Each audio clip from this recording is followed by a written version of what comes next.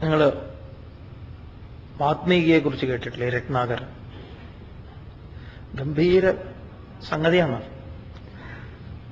രത്നാകരൻ വലിയ വിദ്യാഭ്യാസമൊന്നുള്ള ആളായിരുന്നില്ല, അപരിഷ്കൃതനായിരുന്നു, ഒരു ഗ്രാമീണനായിരുന്നു. രത്നാകരനോട് പറഞ്ഞു രാമ എന്ന് ജപിച്ചോളാൻ, അല്ലേ? രത്നാകരൻ രാമ രാമ ജപിച്ചു. എന്നിട്ടോ മരാമര എന്നായി. നമ്മൾ വളരെ രസകരമായിട്ട് കേട്ടിട്ടുള്ള കഥ അങ്ങനെയല്ല. രത്നാകരന് രാമ പോലും ജപിക്കാൻ അറിയില്ല. അപ്പൊ പിന്നെ രത്നാകരനോട് പറഞ്ഞു ആമരെന്ന് പറഞ്ഞു. അപ്പൊ അയാൾ ആമരെന്ന് പറഞ്ഞു. പിന്നെ ഈ മരം എന്ന് പറഞ്ഞു. അങ്ങനെ ഈ മരം, അങ്ങനെ ആമര ഈമര ആമര ഈമര ആമര ഈമര ആമര ആമ രാമയായി. അപ്പൊ ഈ സംഭവം നടന്നത് കേരളത്തിൽ എവിടെയെങ്കിലും ആയിരിക്കണം, അല്ലാതെ ആമരെന്ന് പറയാൻ പറ്റില്ല. അങ്ങനെ ഒരു പ്രയോഗം സംസ്കൃതത്തിലില്ല. അപ്പൊ സംഭവം രത്നാകരൻ രാമായണം രചിക്കാൻ ഇടയായതും തപസ് നടന്നതും കേരളത്തിലാവാനേ സാധ്യതയുള്ളൂ.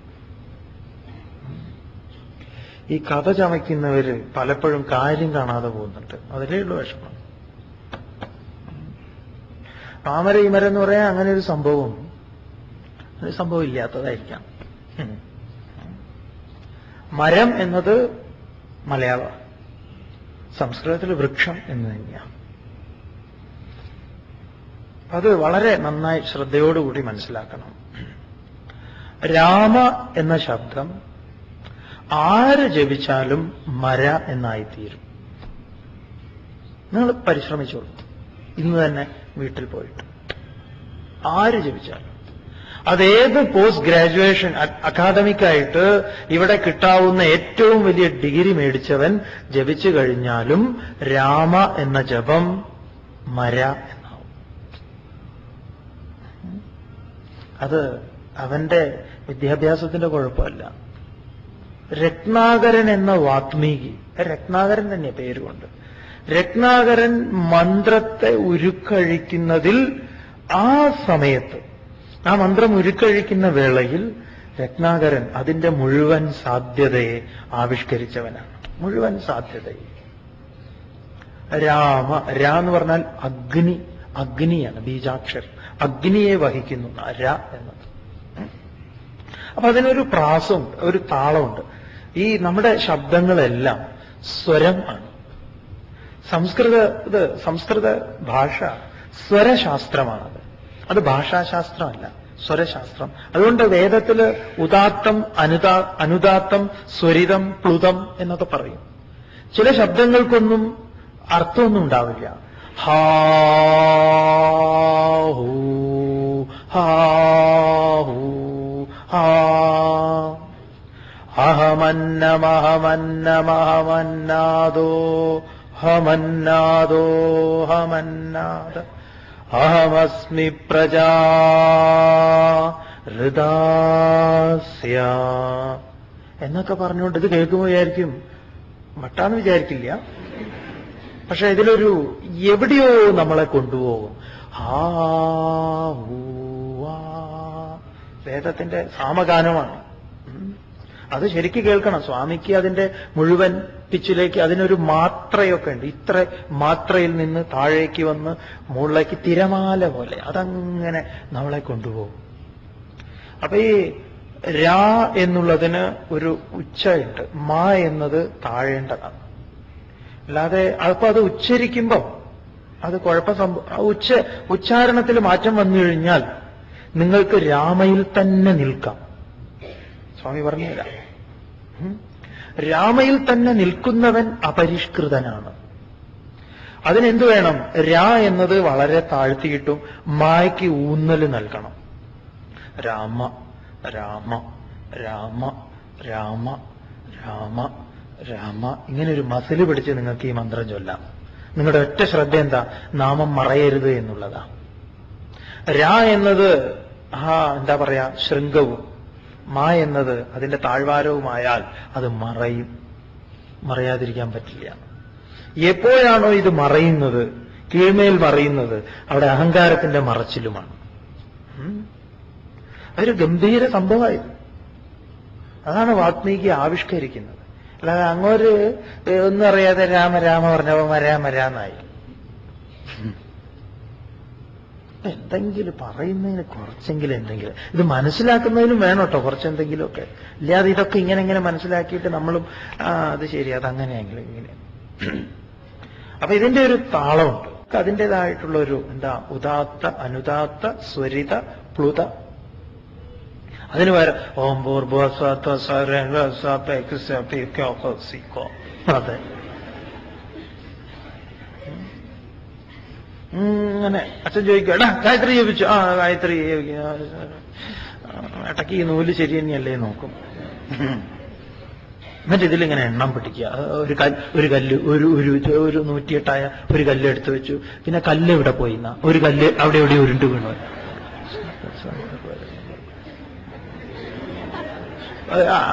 12 കല്ല് വെച്ചു കഴിഞ്ഞാൽ ഇത്ര എണ്ണം പിടിക്കണം എന്നുണ്ട്. എന്നിട്ട് 60ാമത്തെ വയസ്സിൽ പറയാം, ഞാൻ ഇത്ര ലക്ഷം ഗായത്രി ഉരുക്കഴിച്ചു.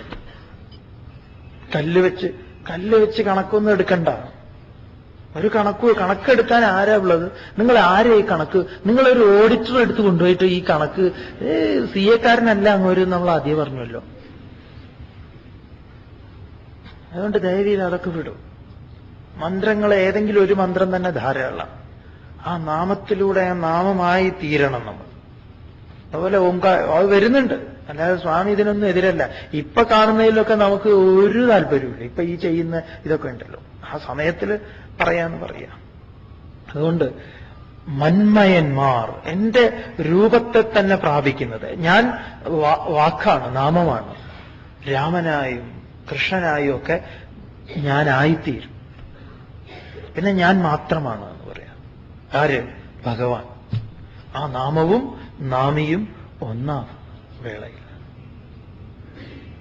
ഇപ്പൊ നമുക്ക് ഒരുപാട് നാമങ്ങൾ ചൊല്ലണം എന്നുണ്ട്. അതുകൊണ്ട് 62 അഷ്ടോത്തരങ്ങളുള്ള പുസ്തകം മേടിച്ചു വെച്ചിരിക്കുക. അത് കാണാപാടാണ്. ഒരു ടാപ്പ് റെക്കോർഡർ ഇട്ടതുപോലെ തുടങ്ങും. ഓമിൽ തുടങ്ങിയാൽ പിന്നെ അവസാനിക്കുന്നത് രമേ മനോരമേ തുല്യം രാമരാമേ എന്ന് പറഞ്ഞുകൊണ്ട് കാര്യം. ഇതിന്റെ ഇടയിൽ നിന്ന് ഒന്നും എടുക്കാൻ പറ്റില്ല. അങ്ങനെയാണ് കുട്ടികളെ, നഴ്സറി കുട്ടികളെ എങ്ങനെയാണ് എന്തെങ്കിലും പാടാൻ പറഞ്ഞു നോക്കും. നമ്മള് ഈ ഭഗവത്ഗീത 12ാം അധ്യായം കുട്ടികൾക്ക് ഭക്തിയോഗം കേൾക്കട്ടെ മക്കളെ. ഭക്തിയോഗം ശരി. ഏവം സതതയുക്തായ എന്ന് പറഞ്ഞ് തുടങ്ങി. മതി, 5 ശ്ലോകം ചൊല്ലിയാൽ മതി. 5 ശ്ലോകം എവിടെയാന്ന് കുട്ടിക്ക് അറിയില്ല. ഓം തത്സദിതി ശ്രീമദ് ഭഗവത്ഗീതാസു 12ാം അധ്യായം എന്ന് വരെ. അത് അങ്ങനെയാണ് കുട്ടിയിലിരിക്കുന്നത്. അത് വെറും യാന്ത്രികമായിട്ടുള്ള ഏർപ്പാടാണ്. ആ യാന്ത്രികതയിൽ നിന്ന് മാറി നാം അതായിത്തീരുന്ന അവസരത്തില് രാമനിലൂടെ അഹങ്കാരത്തിന്റെ മരണവും മറ്റേതിന്റെ രമിക്കലും ആവിർഭവിക്കും. അത് സംഭവിക്കണം. അപ്പൊ കഥയിൽ നാം വിട്ടുപോകുന്ന ഒരു കാര്യം ഇതാണ്. അപ്പൊ അദ്ദേഹം അങ്ങേയറ്റം ആ മന്ത്രം കൊണ്ട് അനുഗ്രഹീതനായിട്ടുള്ളവനാണ്. അല്ലാണ്ട് മന്ത്രം ഒന്നും അറിയാത്ത ഒരുത്തനെ ആ മരം ഈ മരം എന്ന് പറഞ്ഞ് അങ്ങോട്ട് നന്നാക്കി എന്ന് അങ്ങനെയൊന്നും നടപ്പില്ല. മന്മയന്മാർ, എന്റെ സാരൂപ്യമെന്ന തൃതീയ ഘട്ടത്തിലൂടെ കടന്നുപോയിട്ടുള്ളവർ. പിന്നെയോ മദ്ഭാവം,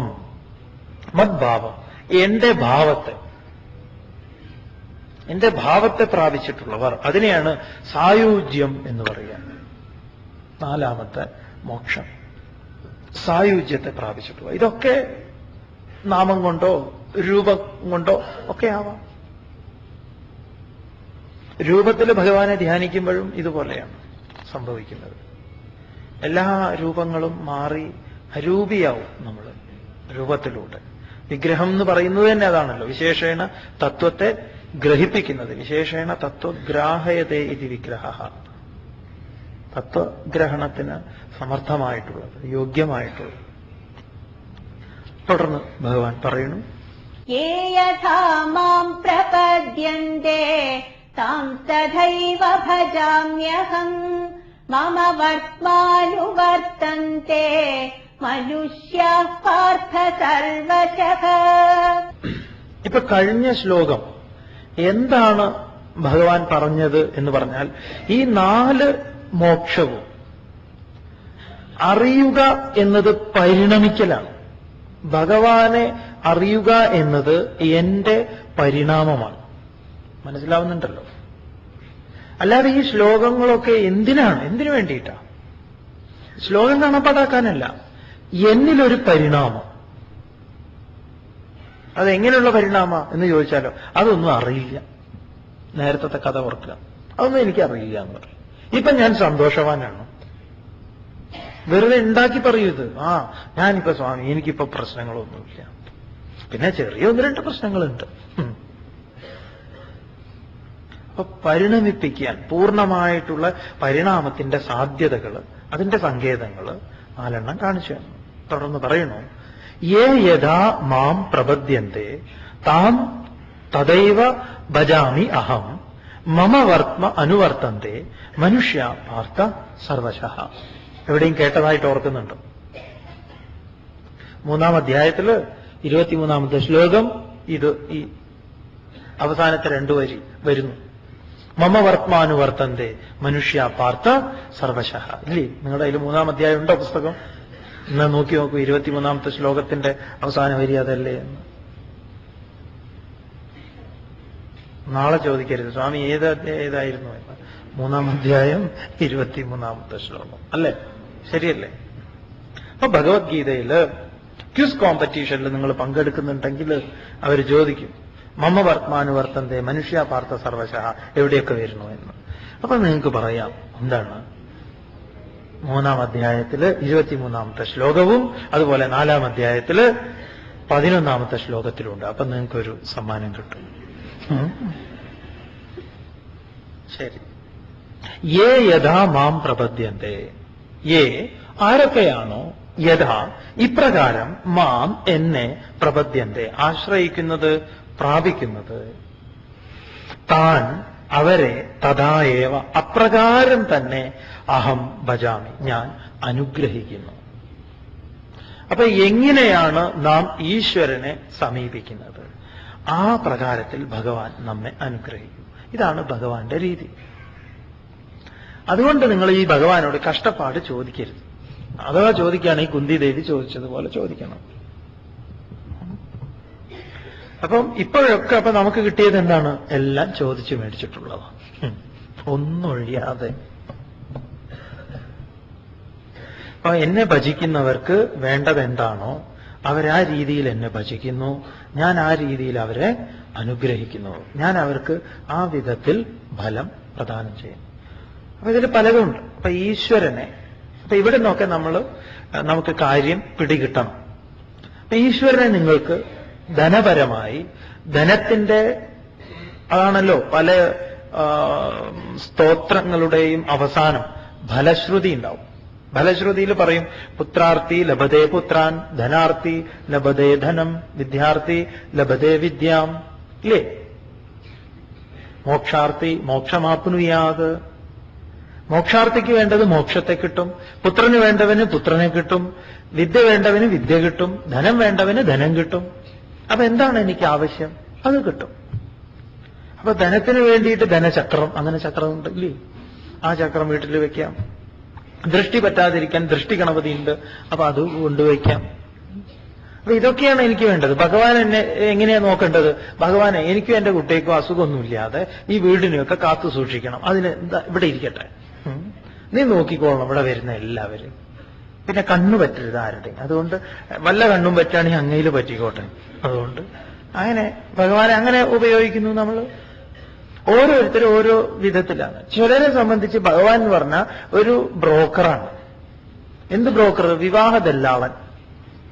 ഓരോരുത്തരുടെ മക്കളുടെ, പെൺകുട്ടിയാണെങ്കിൽ ആ കുട്ടിക്ക് പറ്റിയ വരനെ കണ്ടുപിടിക്കണം. ഈ മാലയോഗം, ജാതകയോഗം എന്നൊക്കെ പറഞ്ഞിട്ട് ഒരു കമ്പ്യൂട്ടറൊക്കെ വെച്ചിരിക്കുന്ന സ്ഥലമുണ്ടല്ലോ, അവിടുത്തെ ഒരാളാണ് അദ്ദേഹം. അദ്ദേഹത്തിന്റെ അടുത്ത് പോകണം, എനിക്ക് പറ്റിയ ഒരു കുട്ടിയെ കണ്ടെത്തണം. അപ്പൊ വരനെയും അതിനെയും. ചിലർക്ക് ഭഗവാൻ എന്ന് പറഞ്ഞ ഒരു എംപ്ലോയ്മെന്റ് ഓഫീസറാണ്, ജോലി മേടിച്ചു കൊടുക്കണം. ചിലർക്ക് മന്ത്രി, വകുപ്പ് മന്ത്രിയാണ്, ട്രാൻസ്ഫർ മറ്റേ ഇങ്ങനെയുള്ള. ചിലർക്ക് അദ്ദേഹം വൈദ്യനാണ്, ബിഷഗ്വരനാണ്. ചിലർക്ക് അദ്ദേഹം അധ്യാപകനാണ്. അങ്ങനെ പലർക്കും പലതാണ്. ഏത് വിധത്തിലാണ് അവരെന്നെ സമീപിക്കുന്നത്? അപ്പൊ മാർക്കിന് വേണ്ടിയിട്ട് ഈ വിനോബാജിയുടെ കോളേജിന്റെ അടുത്ത് ഒരു അമ്പലമുണ്ട്, ക്ഷേത്രമുണ്ട്. ആ ക്ഷേത്രത്തിന് എന്താ ദേവീക്ഷേത്രമാണ്, പക്ഷെ വിനോബാജി പേര് കൊടുത്തിരിക്കുന്നത് പരീക്ഷേശ്വർ എന്ന്. വിനോബാജി പറയുന്നു, ഞാൻ അതിനൊരു പേര് കൊടുത്തു, പരീക്ഷേശ്വർ. പരീക്ഷ കാലത്ത് അവിടെ ഭയങ്കര തിരക്കാണെന്ന് പറയാം. അപ്പൊ പരീക്ഷ കാലത്ത് അങ്ങനെയുള്ള പൂജകളൊക്കെ ഉണ്ട്. കുട്ടികൾക്ക് വിദ്യാഭ്യാസം കൂടുന്നതിനായിട്ട്, അല്ലെങ്കിൽ പഠിക്കാത്ത കുട്ടികൾ അധികം എഴുതിയിട്ടില്ലെങ്കിലും പല വിധത്തിലും മാർക്ക് കിട്ടാൻ സാധ്യതയുള്ള മാർക്ക് സഹായി ഹോമം, അങ്ങനെ പലതുണ്ട്. ഇന്ന് പല സംഗതികളും ഈ സമയത്തൊക്കെ കാണാം. ക്ഷേത്രത്തിലൊക്കെ അവിടെയൊക്കെ ബോർഡൊക്കെ കാണാം, അങ്ങനെ പരീക്ഷയിൽ മോശമുള്ള കുട്ടികൾക്ക്. പിന്നെ ചില ലേഹ്യങ്ങളുണ്ട്, ആ ലേഹ്യം കൊടുത്തു കഴിഞ്ഞാൽ അതൊക്കെ ഇപ്പോ അതിലൊക്കെ ഉണ്ട് കേട്ടോ, അതിലൊക്കെ കാര്യമുണ്ട്, കാര്യമില്ല. അപ്പൊ എങ്ങനെയാണ് എന്നെ ഭജിക്കുന്നത്? അവർക്ക് ഞാൻ അതിനനുസരിച്ച് കൊടുക്കും. അപ്പൊ നിങ്ങൾക്ക് എന്താണോ വേണ്ടത് നിങ്ങൾക്ക് ഭജിക്കാം. നിങ്ങൾക്ക് ധനം വേണമെങ്കിൽ, ജോലി വേണമെങ്കിൽ, സൗന്ദര്യം വേണമെങ്കിൽ, ഇതിനൊക്കെ വേദത്തിൽ വിധിയുണ്ട്. യശസ് വേണമെങ്കിൽ, കീർത്തി വേണമെങ്കിൽ, ആരോഗ്യം വേണമെങ്കിൽ, എല്ലാം ഭഗവാൻ ആ വിധത്തിൽ അനുഗ്രഹിച്ചുകൊണ്ടിരിക്കും. പിന്നെ മറ്റു പലതും ഇങ്ങനെ തന്നുകൊണ്ടിരിക്കുമ്പോൾ നമ്മൾ മറ്റു പലതും ചോദിച്ചുകൊണ്ടിരിക്കും. ഭഗവാനെ ഇനി അത് വേണം, ഇത് വേണം, അത് വേണം, ഇത് വേണം. പിന്നെ അവസാനം നിങ്ങൾ മോക്ഷം ചോദിക്കും. അപ്പൊ അതുവരെ തന്നുകൊണ്ടിരിക്കും. അപ്പൊ ഞാൻ എല്ലാവരും പറയണു, മനുഷ്യന്മാർ സർവശഃ എല്ലാവരും എല്ലാ പ്രകാരത്തിലും മമ വർമ്മ അനുവർത്തന്തെ, എന്റെ മാർഗത്തെ പിന്തുടരുന്നു, എന്റെ വഴിയെ പിന്തുടരുന്നു. എല്ലാവർക്കും വേണ്ടത് എന്താണ്? എന്നെയാണ്. ആനന്ദമാണ് ഏവർക്കും വേണ്ടത്. അതിനായിട്ട് അവരോരോ കർമ്മങ്ങളെ ചെയ്തുകൊണ്ടിരിക്കുന്നു. തുടർന്ന് കാംക്ഷന്ത കർമ്മണാം സിദ്ധിം യജന്ത ഇഹ ദേവതാഃ ക്ഷിപ്രം ഹി മാനുഷേ ലോകേ സിദ്ധിർഭവതി കർമ്മജാ. കാംക്ഷന്ത കർമ്മണാം സിദ്ധിം യജന്ത ഇഹ ദേവതാഃ ക്ഷിപ്രം ഹി മാനുഷേ ലോകേ സിദ്ധിർഭവതി കർമ്മജ. ഇഹ എന്ന് പറഞ്ഞാൽ ഇവിടെ, ഈ ലോകത്ത് കർമ്മണാം സിദ്ധിം കാംക്ഷന്തഃ. കേട്ടോളൂ, കർമ്മങ്ങളുടെ സിദ്ധിം ഫലത്തെ കാംക്ഷന്തഃ കാമിക്കുന്നവർ, ആഗ്രഹിക്കുന്നവർ. ഇവിടെ ഈ ലോകത്ത് കർമ്മത്തിന്റെ ഫലത്തെ ആഗ്രഹിക്കുന്നവർ ദേവതാഹ യജന്തേ, ദേവന്മാരെ യജിക്കുന്നു. അപ്പൊ ചിലരെന്ത് ചെയ്യുന്നു? പല ദേവപ്രീതിക്കായിട്ട് ഓരോരോ പൂജകളൊക്കെ ചെയ്യുന്നു. ശരി. എന്തെന്നാല് മാനുഷേ ലോകെ, മനുഷ്യ സംബന്ധിയായ ലോകത്തിൽ, മൃഗസംബന്ധമായ ലോകത്തിൽ ഇങ്ങനത്തെ തരത്തിലുള്ള പൂജകളൊക്കെ ഉണ്ടോ എന്ന് ചോദിച്ചാൽ ഇല്ല. അവർക്ക് അങ്ങനെ പൂജയൊന്നുമില്ല. ക്ഷേത്രങ്ങൾ നിർമ്മിക്കുന്ന ഏകജീവി നമ്മൾ മാത്രമല്ലേ ഉള്ളൂ. അവർക്ക് ക്ഷേത്രങ്ങളില്ലല്ലോ. മാനുഷേ ലോകെ, മനുഷ്യ സംബന്ധമായിട്ടുള്ള ഈ ലോകത്ത് കർമ്മജാ സിദ്ധി, കർമ്മജ എന്ന് പറഞ്ഞാൽ കർമ്മത്തിൽ നിന്ന് ജായതേ ഉണ്ടായിട്ടുള്ള സിദ്ധി ഫലം ക്ഷിപ്രം ഭവതി, വളരെ വേഗത്തിൽ ഉണ്ടാകുന്നു. അപ്പൊ ചിലരെന്ത് ചെയ്യുന്നു? പല ദേവപ്രീതിക്കായിട്ട് ഓരോരോ പൂജകളൊക്കെ ചെയ്യുന്നു. ശരി. എന്തെന്നാല് മാനുഷേ ലോകെ, മനുഷ്യ സംബന്ധിയായ ലോകത്തിൽ, മൃഗസംബന്ധമായ ലോകത്തിൽ ഇങ്ങനത്തെ തരത്തിലുള്ള പൂജകളൊക്കെ ഉണ്ടോ എന്ന് ചോദിച്ചാൽ ഇല്ല. അവർക്ക് അങ്ങനെ പൂജയൊന്നുമില്ല. ക്ഷേത്രങ്ങൾ നിർമ്മിക്കുന്ന ഏകജീവി നമ്മൾ മാത്രമല്ലേ ഉള്ളൂ. അവർക്ക് ക്ഷേത്രങ്ങളില്ലല്ലോ. മാനുഷേ ലോകെ, മനുഷ്യ സംബന്ധമായിട്ടുള്ള ഈ ലോകത്ത് കർമ്മജാ സിദ്ധി, കർമ്മജ എന്ന് പറഞ്ഞാൽ കർമ്മത്തിൽ നിന്ന് ജായതേ ഉണ്ടായിട്ടുള്ള സിദ്ധി ഫലം ക്ഷിപ്രം ഭവതി, വളരെ വേഗത്തിൽ ഉണ്ടാകുന്നു. ഇപ്പൊ കർമ്മത്തിന്റെ ഫലം ഉടനെയാണ്. പാടത്ത് പണി വരമ്പത്ത് കൂലീനാണ്. അപ്പം അങ്ങനെ കാണുന്നില്ലല്ലോ സ്വാമി. കാണും. അയ്യോ ഇപ്പൊ ഞങ്ങൾ ചെയ്തതൊന്നും അല്ലല്ലോ ഇപ്പൊ അനുഭവിക്കുന്നത്. അതെ, ഇത് കർമ്മയോഗം ഇനി വേറൊരു പ്രകാരത്തില് ഭഗവാൻ ഇതിൽ അവതരിപ്പിക്കാൻ പോവുക. ഇവിടെ പറയുന്നു, ലോകത്ത് കർമ്മങ്ങളുടെ ഫലത്തെ കാക്ഷിക്കുന്നവൻ ദേവന്മാരെ ഉപാസിക്കുന്നു. കർമ്മത്തിന്റെ ഫലം, മനുഷ്യ സംബന്ധിയായ ഈ ലോകത്ത് കർമ്മത്തിന്റെ ഫലം അവന് ഉടൻ തന്നെ വളരെ വേഗത്തിൽ കിട്ടുന്നു. എന്ന് പറയാം. തുടർന്ന് ഇതിന്റെയൊക്കെ ഒരു തുടർച്ചയുണ്ട്. ഇന്ന് ഇവിടെ വെച്ചാണ് ഭഗവാൻ ഒരു വലിയൊരു കാര്യം പറയുന്നത്. എങ്ങനെയാണ് ഇത് ഭഗവത്ഗീത ഏറെ തെറ്റിദ്ധരിക്കപ്പെട്ടത് എന്ന് ചോദിച്ചാൽ വലിയ അത്ഭുതമാണ് ഇതൊക്കെ. നോക്കിക്കോളൂ, ഇത്രയും കാര്യം പറഞ്ഞിട്ട് ഭഗവാൻ ഒരു ഇതിലേക്ക് ഇങ്ങനെ വരികയാണ്, കർമ്മസിദ്ധാന്തത്തെ പറയുകയാണ്. ചാതുർവർണ്യം മയാ സൃഷ്ടം ഗുണകർമ്മ വിഭാഗശഃ തസ്യ കർത്താരമപി മാം വിദ്യ കർത്താരമവ്യയം.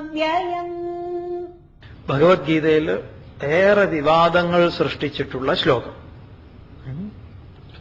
ചാതുർവർണ്യം മയാ സൃഷ്ടം ഗുണകർമ്മ വിഭാഗശഃ തസ്യ കർത്താരം അപി മാം വിദ്യകർത്താരം അവ്യയം എന്ന് പറയുന്നു. എന്താണ് ചാതുർവർണ്യം?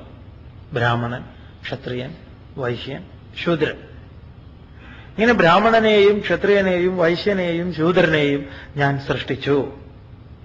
അങ്ങനെ ഒരു കാര്യമേ ഭഗവാൻ ഇവിടെ പറയാൻ ഉദ്ദേശിക്കുന്നില്ല. സത്യം പറഞ്ഞാൽ അങ്ങനെ പറഞ്ഞാൽ തന്നെ ക്രമത്തിൽ മനസ്സിലാക്കി വന്ന് നമ്മൾക്ക് ഒരു വീഴ്ച സംഭവിക്കും. പക്ഷെ എന്തുകൊണ്ടോ ഈ ശ്ലോകത്തിനെ ഇങ്ങനെ നിരന്തരം വ്യാഖ്യാനിച്ച് വെച്ചിരിക്കുന്നു. ക്രമത്തിൽ വരുമ്പോഴാണ് ബ്രാഹ്മണനെക്കുറിച്ചും ക്ഷത്രിയനെക്കുറിച്ചും ഒക്കെ 13-ാം അധ്യായത്തിൽ അവിടെ അവസാനത്തിലൊക്കെ പറയുന്നുണ്ട് ആരാണ് എന്നൊക്കെ. അപ്പം ഒരു സാമൂഹിക ശാസ്ത്രത്തെയാണോ ഭഗവാൻ ഇവിടെ അവതരിപ്പിക്കുന്നത് എന്ന് ചോദിച്ചാൽ അല്ല. ഭഗവാന്റെ ഒരു നിലനിൽപ്പുണ്ട്, അതിനെക്കുറിച്ചാണ് ഇവിടെ പറയുന്നത്. ഇപ്പൊ ചാതുർവർണ്യം മയാ സൃഷ്ടം, വർണ്ണങ്ങൾ എന്നാണ് പറഞ്ഞിരിക്കുന്നത്. 4 വർണ്ണങ്ങൾ എന്നാൽ സൃഷ്ടിക്കപ്പെട്ടു. വർണ്ണം എന്ന് പറഞ്ഞാൽ എന്താ? വർണ്ണോ വൃണോതേഹേ എന്ന് പറഞ്ഞാൽ, വർണ്ണോ വൃണോതേഹേ എന്ന് പറഞ്ഞാൽ ആവരണം ചെയ്യുന്നത് വർണ്ണം. ഒന്ന് വൃണോതേഹേ, ആവരണം ചെയ്യുന്നത്. പിന്നെ ഒന്ന് വ്രിയതേ വർണ്ണഃ, വരിക്കപ്പെടുന്നത് വർണ്ണം. വ്രിയതേ വർണ്ണഃ 2. 3 വർണ്യതേ വർണ്ണഃ, വർണ്ണിക്കുന്നത് വർണ്ണം. വർണ്യതേ വർണ്ണഃ. അങ്ങനെ 3 പ്രകാരത്തില് വർണ്ണശബ്ദത്തെ 3 പ്രകാരത്തിലാണ് അതിന്റെ വിഗ്രഹം എന്ന് പറയുക. 3 പ്രകാരത്തിൽ വിഗ്രഹിച്ചിരിക്കണം. നിരുക്തത്തിൽ, ഈ ആസ്കന്റെ നിരുക്തത്തിൽ വർണ്ണശബ്ദത്തിന് ഇങ്ങനെയാണ് പറഞ്ഞിരിക്കുന്നത്. എന്തൊക്കെയാണ്? ആവരണം ചെയ്യുന്നത് 1, പിന്നെയോ വരിക്കപ്പെടുന്നത്, പിന്നെയോ വർണ്ണിക്കപ്പെടുന്നത്. അപ്പൊ ചാതുർവർണ്ണം 4 എണ്ണമാണ്. അങ്ങനെയാണെങ്കിൽ 4 കാര്യങ്ങൾ ഇവിടെ 4 കുതിരയെക്കുറിച്ച് പറയാം, 4 വർണ്ണങ്ങളെക്കുറിച്ച് പറയുന്നുണ്ട്. എന്തൊക്കെയാണ്? ഗന്ധരൂപം, തേജോരൂപം, വായുരൂപം, ജലരൂപം. ഇത് 4 ഭരിക്കുന്നതാണ്. ഏതായാലും സ്വാമി സാമാന്യമായിട്ട് ഇതിന്റെ സാരം പറയട്ടെ, മറ്റേ നിങ്ങളോട് പറയാം. ചാതുർവർണ്യം മയാ സൃഷ്ടം ഗുണകർമ്മ വിഭാഗശഃ തസ്യ കർത്താരം അപി മാം വിദ്ധി അകർത്താരം അവ്യയം. ഗുണകർമ്മ വിഭാഗശഃ, ഗുണങ്ങളുടെയും കർമ്മങ്ങളുടെയും വിഭാഗം കൊണ്ട് എന്നാൽ എന്നാൽ ചാതുർവർണ്യം 4 വർണ്ണങ്ങൾ സൃഷ്ടിക്കപ്പെട്ടു. അപ്പൊ ഭഗവാൻ പറയുന്നു, എന്നാൽ 4 വർണ്ണങ്ങൾ സൃഷ്ടിക്കപ്പെട്ടു. എങ്ങനെ? ഗുണകർമ്മ വിഭാഗങ്ങളെ കൊണ്ട്, ഗുണങ്ങളുടെയും കർമ്മങ്ങളുടെയും വിഭാഗം കൊണ്ട് പറയുന്നു. തസ്യ കർത്താരം അപി മാം, തസ്യ ആ വർണ്ണസ്യ, വർണ്ണത്തിന്റെ, ചാതുർവർണ്ണസ്യ 4 വർണ്ണത്തിന്റെ കർത്താരം, കർത്താവ്, മാം അപി ഞാൻ ആകുന്നു എങ്കിലും, പിന്നെന്താ? അകർത്താരം അവ്യയം വിദ്ധി, ഞാൻ അതിന്റെ അകർത്താവും ആണ്. ഇതാണ് ഭഗവാന് താല്പര്യം. ഞാൻ അതിന്റെ കർത്താവുമാണ്, ഞാൻ അതിന്റെ അകർത്താവുമാണ്. നമുക്ക് മനസ്സിലാകാത്ത വരിയും ഇതാണ്. നമ്മൾ പറഞ്ഞിരിക്കുന്നത് എന്താ? ചാതുർവർണ്യം മയാ സൃഷ്ടം. ആര്? ഭഗവാൻ 4 വർണ്ണങ്ങളെ സൃഷ്ടിച്ചു. 4 ജാതി ഭഗവാനാണ് ഇവിടെ ഉണ്ടാക്കിയത്. എന്നാ ഇടുക്കട ഗീത കത്തിക്കുന്നു. അങ്ങനെയാണല്ലോ ഗീത കത്തിച്ചത്. VP സിംഗ് പ്രധാനമന്ത്രിയായിരിക്കുന്ന കാലത്ത് അതിന്റെ തൊട്ടു മുമ്പ് അദ്ദേഹം ഈ മണ്ഡൽ കമ്മീഷന്റെ പേരിലൊക്കെയാണ് ഇവിടെ ഇന്ത്യയിൽ വലിയ പ്രശ്നങ്ങൾ, ജാതീയമായിട്ടുള്ള പിരിവുകളും അതിന്റെ വെളിച്ചത്തിലുള്ള സംവരണവും മറ്റും ഉണ്ടാക്കിയ കോലാഹലങ്ങളൊക്കെ നിങ്ങൾക്ക് ഓർമ്മയുണ്ടാവും എന്ന് തോന്നുന്നു സ്വാമിക്ക്. ആ സമയത്ത് ആരോ ഒരാള് ജാതിയെ, ഭാരതത്തിൽ എത്ര ജാതിയുണ്ട് എന്നൊക്കെ VP മണ്ഡൽ തന്നെയല്ലേ, VP എന്നല്ല അദ്ദേഹത്തിന്റെ ഇനീഷ്യൽ, ശരിയാണെന്ന് തോന്നുന്നു അല്ലേ? എന്താ അവിടെ ഒരു മണ്ഡലാണ് സംഭവം. മണ്ഡൽ അന്വേഷിച്ചു, മുമ്പ് കുറെ കണ്ടുപിടിച്ചു, അങ്ങനെയൊക്കെ ഇത്ര ജാതിയും ആ ജാതി ഈ ജാതി അങ്ങനെയുണ്ട്, തൊട്ടുകൂടാത്തത്, തീണ്ടിക്കൂടാത്തത്, ദൂരെ കണ്ട ഓടേണ്ടത്, ചാടേണ്ടത്, ഇങ്ങനെ ഉള്ളതൊക്കെ ഉണ്ട്. ഒരു വിഭാഗത്തിന് തോന്നി ഒരു അന്വേഷണ കമ്മീഷൻ വയ്ക്കാം, ഇത് എവിടുന്നാണ് ഉദ്ഭവിച്ചതെന്ന്. അങ്ങനെ അവരെത്തിച്ചേർന്നത് ഇതാ ഇവിടെ 4-ാം അധ്യായത്തില് 13-ാമത്തെ ശ്ലോകത്തിലെത്തി. എവിടുന്നാണ് ജാതിയുടെ ആരംഭം? എവിടെയാണ്? ഭഗവത്ഗീതയാണ് അതിന്റെ ആരംഭം. അപ്പൊ ജാതിയെ സൃഷ്ടിച്ചത് ഗീതയാണ്. പിന്നെ ഇതങ്ങോട്ട് കത്തിച്ചു കഴിഞ്ഞാൽ പിന്നെ അവിടുത്തെ ജാതി അങ്ങോട്ട് ഇല്ലാണ്ടായല്ലോ. കുറെ ശ്രമം കേരളത്തിൽ പോലും നടന്നിട്ടുണ്ട്, ആലപ്പുഴ ഭാഗത്തൊക്കെ. ഇവിടെ അങ്ങനെ 2 വിശിഷ്ട ഗ്രന്ഥങ്ങൾ കത്തിക്കപ്പെട്ടിട്ടുണ്ട്. ഒന്ന് മനുസ്മൃതി, ഒന്ന് ഇതുമാണ്.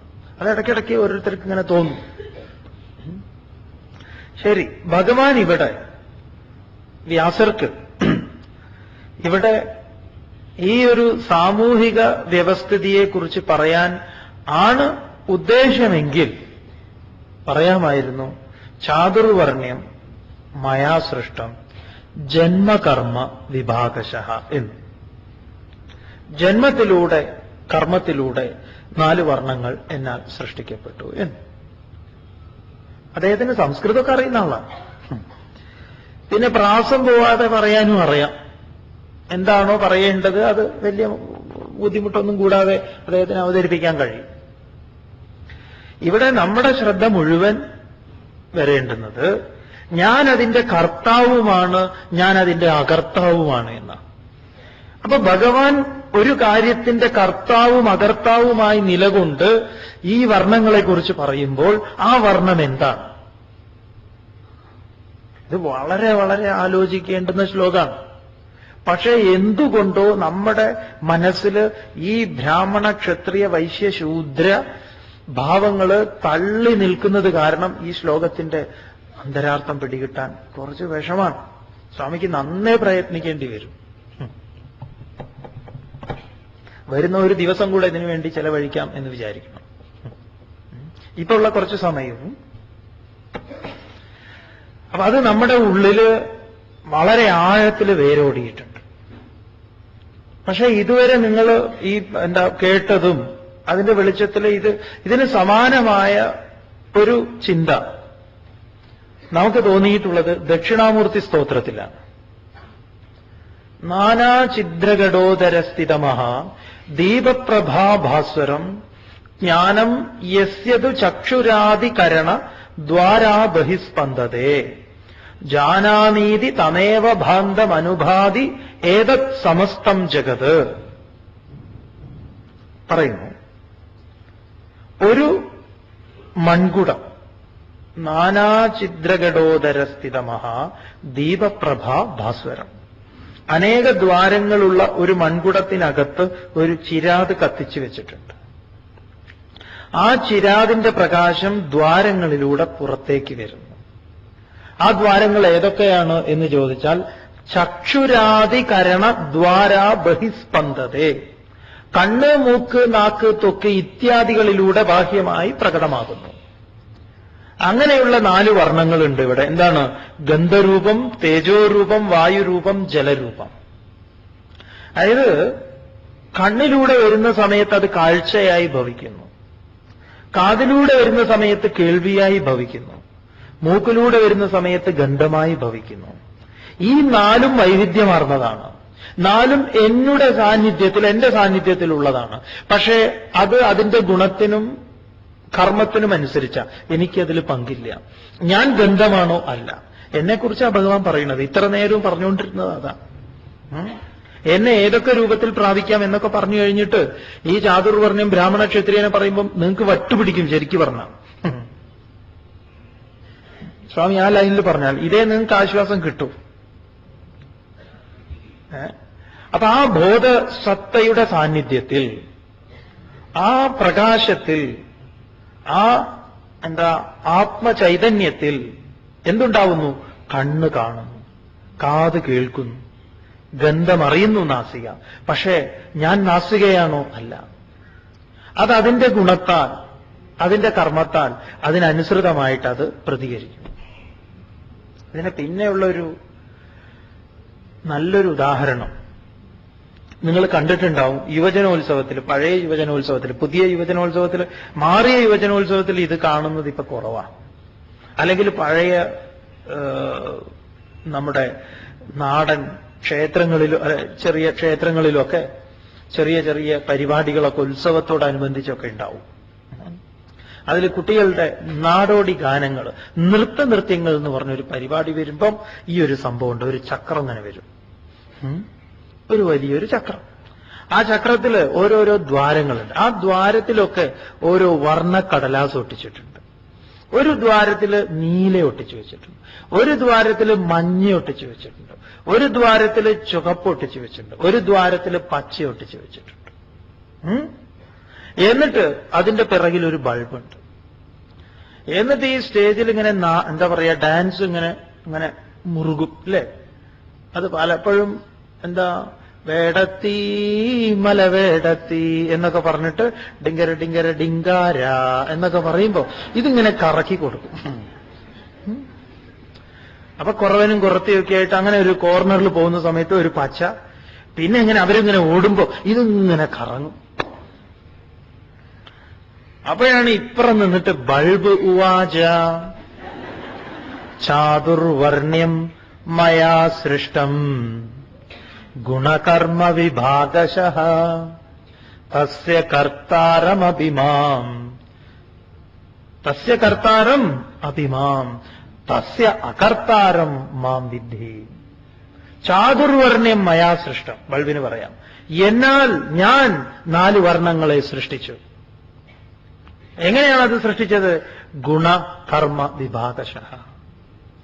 ഏതൊരു വസ്തുവിലൂടെയാണോ പ്രകാശം കടന്നു പോകുന്നത്, ആ വസ്തുവിന്റെ സ്വഭാവത്തെ സ്വീകരിക്കാനുള്ള കഴിവ് പ്രകാശത്തിനുണ്ട്. ഏതൊരു പ്രതലത്തിലൂടെയാണ് കടന്നു പോകുന്നത്. അപ്പൊ മഞ്ഞ ഗ്ലാസിലൂടെ, ആ ഒരു കടലാസിലൂടെ കടന്നു പോകുമ്പോൾ മഞ്ഞയെ സൃഷ്ടിക്കാൻ അതിന് സാധിക്കും. അതെന്താണ്? അതിന്റെ ഗുണകർമ്മത്തിന്റെ വിഭാഗം കൊണ്ടുണ്ടായിട്ടുള്ളതാണ്. അതിലെനിക്ക് പങ്കില്ല, പക്ഷേ എന്റെ സാന്നിധ്യത്തിലാണത്. തസ്യ കർത്താരം, ഞാനാണ് അതിന്റെ കർത്താവ്, അതേ സമയത്ത് ഞാൻ അതിന്റെ അകർത്താവുമാണ്. അർജുനൻ ചോദിച്ചിട്ടുണ്ട്, ആരാണ് ഭഗവാനെ ഇതൊക്കെ ചെയ്യുന്നത് എന്ന്. ഞാനതിന്റെ കർത്താവുമാണ്, അകർത്താവുമാണ്. മരിച്ച ഒരാൾ ഒരിക്കലും കൊലപാതകം ചെയ്യില്ല. മരിച്ചു കിടക്കുന്ന ഒരാൾ വേറൊരാളെ കൊത്തിക്കൊല്ലുമോ? ഇല്ല. അപ്പോ ബോധസ്വരൂപ ഈശ്വരനാണല്ലോ എല്ലാം. അതെ, ഞാൻ തന്നെയാണ്. ഞാൻ അതിന്റെ കർത്താവുമാണ്, അകർത്താവുമാണ്. എല്ലാ ചെയ്തികളിലും ഭഗവാൻ ഇത് പറയാനുണ്ട്. അല്ലാതെ വെറുതെ ബ്രാഹ്മണനെ കുറിച്ചും ക്ഷത്രിയനെ കുറിച്ചും അല്ല. അപ്പൊ ഞാൻ കർത്താവായും അകർത്താവായും നിലകൊള്ളുന്നതെങ്ങനെ? ഇതാണ് ഇവിടെ പറയാൻ ഉദ്ദേശിക്കുന്നത്. ഞാൻ കർത്താവുമാണ്, അകർത്താവ്. ഇനി അതിനെക്കുറിച്ചാണ് തുടർന്ന് പറയാൻ പോകുന്നത്. കർമ്മത്തിൽ അകർമ്മവും അകർമ്മത്തിൽ കർമ്മവും, അങ്ങനെ ബ്രഹ്മത്തെ കാണുന്ന കാര്യങ്ങളൊക്കെ പറയുമ്പോൾ ഇടയിൽ കൊണ്ടുപോയിട്ട് ഇത് വിറ്റാക്കുക എന്ന് പറഞ്ഞാൽ ബുദ്ധിമുട്ടാണത്.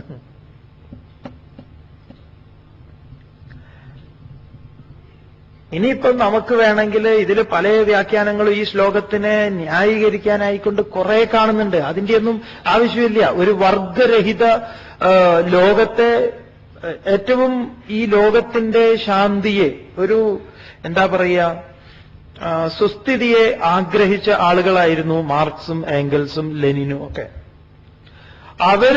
അവരുടെ എന്താ പറയുക, കമ്മ്യൂണെന്നോ അല്ലെങ്കിൽ അവർ തന്നെ വിഭാവനം ചെയ്യുന്ന 4 തലങ്ങളുണ്ട്.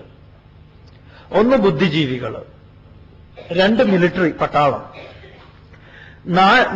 അതായത് 3 പിന്നെ ബിസിനസ് കച്ചവടം, 4 തൊഴിലാളികൾ. ഇങ്ങനെ ഒരു വർഗരഹിത ലോകം അല്ലെങ്കിൽ അത് അസംഭാവ്യമാണെന്ന് പറയാം. അപ്പൊ അതുകൊണ്ട് ബ്രാഹ്മണൻ എന്ന് പറഞ്ഞാൽ ബുദ്ധിജീവികളാണ് എന്നും, ക്ഷത്രിയൻ എന്ന് പറഞ്ഞാൽ പോലീസാണ്, പട്ടാളമാണ് എന്നും, വൈശ്യൻ എന്ന് പറഞ്ഞാൽ ബിസിനസ്സുകാരനാണ് എന്നും, ശൂദ്രൻ എന്ന് പറഞ്ഞാൽ തൊഴിലാളികളാണെന്നും, അങ്ങനെ ഇവിടെ ബ്രാഹ്മണനെയും ക്ഷത്രിയനെയും, അതായത് പോലീസുകാരനെയും മിലിറ്ററിയെയും അതുപോലെ കച്ചവടക്കാരെയൊക്കെ ഞാൻ ഉണ്ടാക്കി, ഇത് പറയാൻ ഭഗവാന് വലിയ താല്പര്യമൊന്നുണ്ടെന്ന് ഇവിടെ ഈ സമയത്ത് വലിയ വലിയ ആശയങ്ങളൊക്കെ പറയുന്ന ഒരാൾ പെട്ടെന്ന് വന്നിട്ട് ഈ 4 ആളുകളെ കുറിച്ച് പറയാന്ന് പറഞ്ഞാൽ ബുദ്ധിമുട്ടാണ്. അത് സ്വാമിയിൽ എന്തോ അലോസരങ്ങൾ സൃഷ്ടിക്കുന്നു അങ്ങനെ മനസ്സിലാക്കാൻ. പലപ്പോഴും നമുക്ക് അങ്ങേയറ്റത്തെ ആശയക്കുഴപ്പങ്ങളും ഉണ്ടായിട്ടുണ്ട് ഈ ശ്ലോകത്തിൽ. അതുകൊണ്ട് നിങ്ങൾ ഇതിന്റെ ആഴങ്ങളിലേക്ക് പോയാൽ ഇതിന്റെ ഊന്നല് മുഴുവൻ ഞാൻ കർത്താവും അകർത്താവും എന്നതിലാണ്. ബ്രാഹ്മണന്റെ ലക്ഷണം ഏതായാലും സ്വാമി പറയാൻ പോവുക നാളെ. അത് പലർക്കൊരു ബ്രാഹ്മണൻ ആരാന്നറിയണം. ചിലർക്ക് ബ്രാഹ്മണനാകാൻ ആഗ്രഹമുണ്ടെങ്കിൽ അതും തീർത്തു തരാം, ആയിട്ടുള്ളവർക്ക് ശരിയായ ബ്രാഹ്മണനായിരിക്കാനുള്ള അതും തീർത്തു തരാം. രണ്ടുപേരുടെ ആഗ്രഹം സഫലാക്കി തരാം. വജ്രസൂചികോപനിഷത്ത് ബ്രാഹ്മണന്റെ ലക്ഷണം ചോദിച്ചുകൊണ്ട് ആരംഭിക്കുന്നു, ബ്രാഹ്മണൻ ആരെന്ന് പറഞ്ഞുകൊണ്ട് അവസാനിക്കുന്നു. അവരെ അപ്പൊ ഈ ശ്ലോകത്തെ നമുക്ക് ഒന്നുകൂടെ വിസ്തരിക്കേണ്ടതുണ്ട്. ഈ ശ്ലോകത്തിന്റെ ഉപനിഷത്തിന്റെ വെളിച്ചത്തിലും അതിന്റെ തലങ്ങളിലൊക്കെ നിന്ന് നോക്കണം. ഒരു സാമൂഹിക ശാസ്ത്രമല്ല, ഒരിക്കൽ കൂടി പറയട്ടെ. ഭഗവാൻ അത് പറയാൻ ഒരു താല്പര്യവും ഇവിടെ ഇല്ല. ചാതുർവർണ്ണ്യം മയാ സൃഷ്ടം ഗുണകർമ്മ വിഭാഗശഃ തസ്യ കർത്താരമഭിമാം വിദ്യകർത്താരം അവ്യയം. ഭഗവത്ഗീതയിൽ ഏറെ വിവാദങ്ങൾ സൃഷ്ടിച്ചിട്ടുള്ള ഒരു ശ്ലോകമാണ് 4-ാം അധ്യായത്തിലെ ഈ ശ്ലോകം. ഇന്ന് നമ്മൾ ഇന്നലെ കണ്ടു എന്ന് പറയാം. വളരെ വിസ്തരിച്ച് കാണേണ്ടതുണ്ട്. ഒരുപാട് വ്യാഖ്യാനങ്ങൾ ഭഗവത്ഗീതയ്ക്കുണ്ട്. മൂല ശ്ലോകത്തോട് അത് ഉപയോഗിച്ചിട്ടുള്ള ഭാഷ സംസ്കൃതമാണ്. ആ ഭാഷയോട് നീതി പുലർത്തുക, ഇതൊക്കെ അതിൽ ആവശ്യമാണ്. ചാതുർവർണ്ണ്യം എന്നുള്ളതിന് തോന്നിയ പോലെ പറയാൻ പറ്റില്ലല്ലോ. അങ്ങനെ നോക്കുമ്പോൾ നമുക്ക് കുറച്ച് കാര്യങ്ങൾ കാണേണ്ടതുണ്ട്. ചാതുർവർണ്ണ്യം എന്ന് പറയുമ്പോൾ വർണ്ണം എന്ന് പറഞ്ഞാൽ നിറം എന്ന് സാമാന്യം. വർണ്ണം നിറം. പിന്നെ യാസ്കന്റെ നിരുക്ത പ്രകാരം 3 പ്രകാരത്തിൽ വർണ്ണത്തെ നമ്മൾ കണ്ടു. ഒന്ന് എന്താണ്? വർണ്ണോ വൃണോതേഹേ. ഒന്ന് എന്താണ്? ആവരണം ചെയ്യുന്നത്. വൃണോതേഹേ എന്ന് പറഞ്ഞാൽ ആവരണം ചെയ്യുന്നത് വർണ്ണം. 2 വ്രിയതേ വർണ്ണഃ. വ്രിയതേ എന്ന് പറഞ്ഞാൽ വരിക്കുന്നത്, സ്വീകരിക്കുന്നത്. വ്രിയതേ ഇതി വർണ്ണഃ. രണ്ടാമത്തത്. പിന്നെ വർണ്യതേ ഇതി വർണ്ണഃ. വർണ്ണിക്കുന്നത് വർണ്ണം. ഇനി പാണിനി എന്ന് പറഞ്ഞ സംസ്കൃത ശബ്ദങ്ങൾക്ക് രൂപം കൊടുത്തിട്ടുള്ള ധാതുക്കളെയൊക്കെ കണ്ടെത്തി അതിനെ പല ഗണങ്ങളാക്കി തിരിച്ച് ധാതുരൂപാവലി നിർമ്മിച്ചിട്ടുള്ള ഒരു മഹാമനീഷിയാണ് പാണിനി. പാണിനിയുടെ സൂത്രങ്ങൾ ഭാഷാശാസ്ത്രത്തിൽ മുന്നോട്ട് പോയിട്ടുള്ള ആളുകൾക്കൊക്കെ അറിയാം. യാസ്കനും പാണിനിയും ഒക്കെയാണ് സംസ്കൃതത്തിന്റെ പിതാമഹന്മാർ എന്ന് വേണമെങ്കിൽ വിശേഷിപ്പിക്കാം.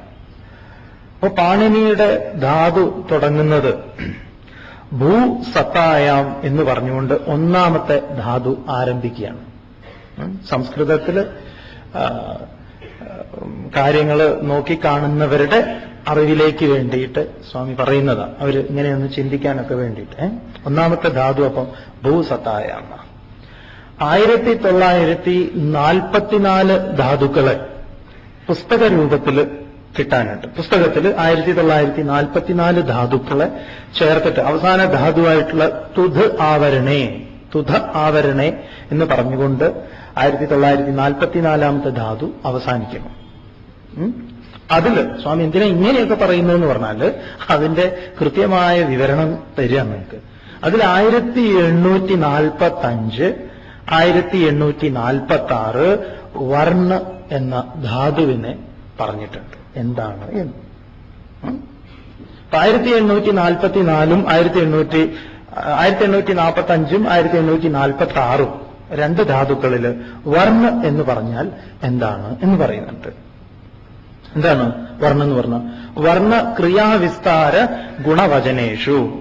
ക്രിയാവിസ്താര ഗുണവചനേഷു പല പ്രകാരത്തിൽ ഇതാ പറഞ്ഞിരിക്കണം. എന്തൊക്കെയാണ്? ഒന്ന്, വർണ്ണിക്കുക. രണ്ട്, വിശദീകരിക്കുക. വർണ്ണ എന്നുള്ളതിന് പറയുന്നതാ. ഒന്ന്, വർണ്ണിക്കുക. രണ്ട്, വിശദീകരിക്കുക. മൂന്ന്, പ്രകാശിപ്പിക്കുക. നാല്, പ്രേരിപ്പിക്കുക. അഞ്ച്, പൊടിക്കുക. ഇനി ഗുണം എന്ന് പറഞ്ഞാൽ എന്താണ്? ഗുണം എന്ന് പറഞ്ഞാൽ പാണിനി ഗുണശബ്ദത്തിന് പറഞ്ഞിരിക്കുന്നത് ആമന്ത്രണേ ഗുണ എന്നാണ്.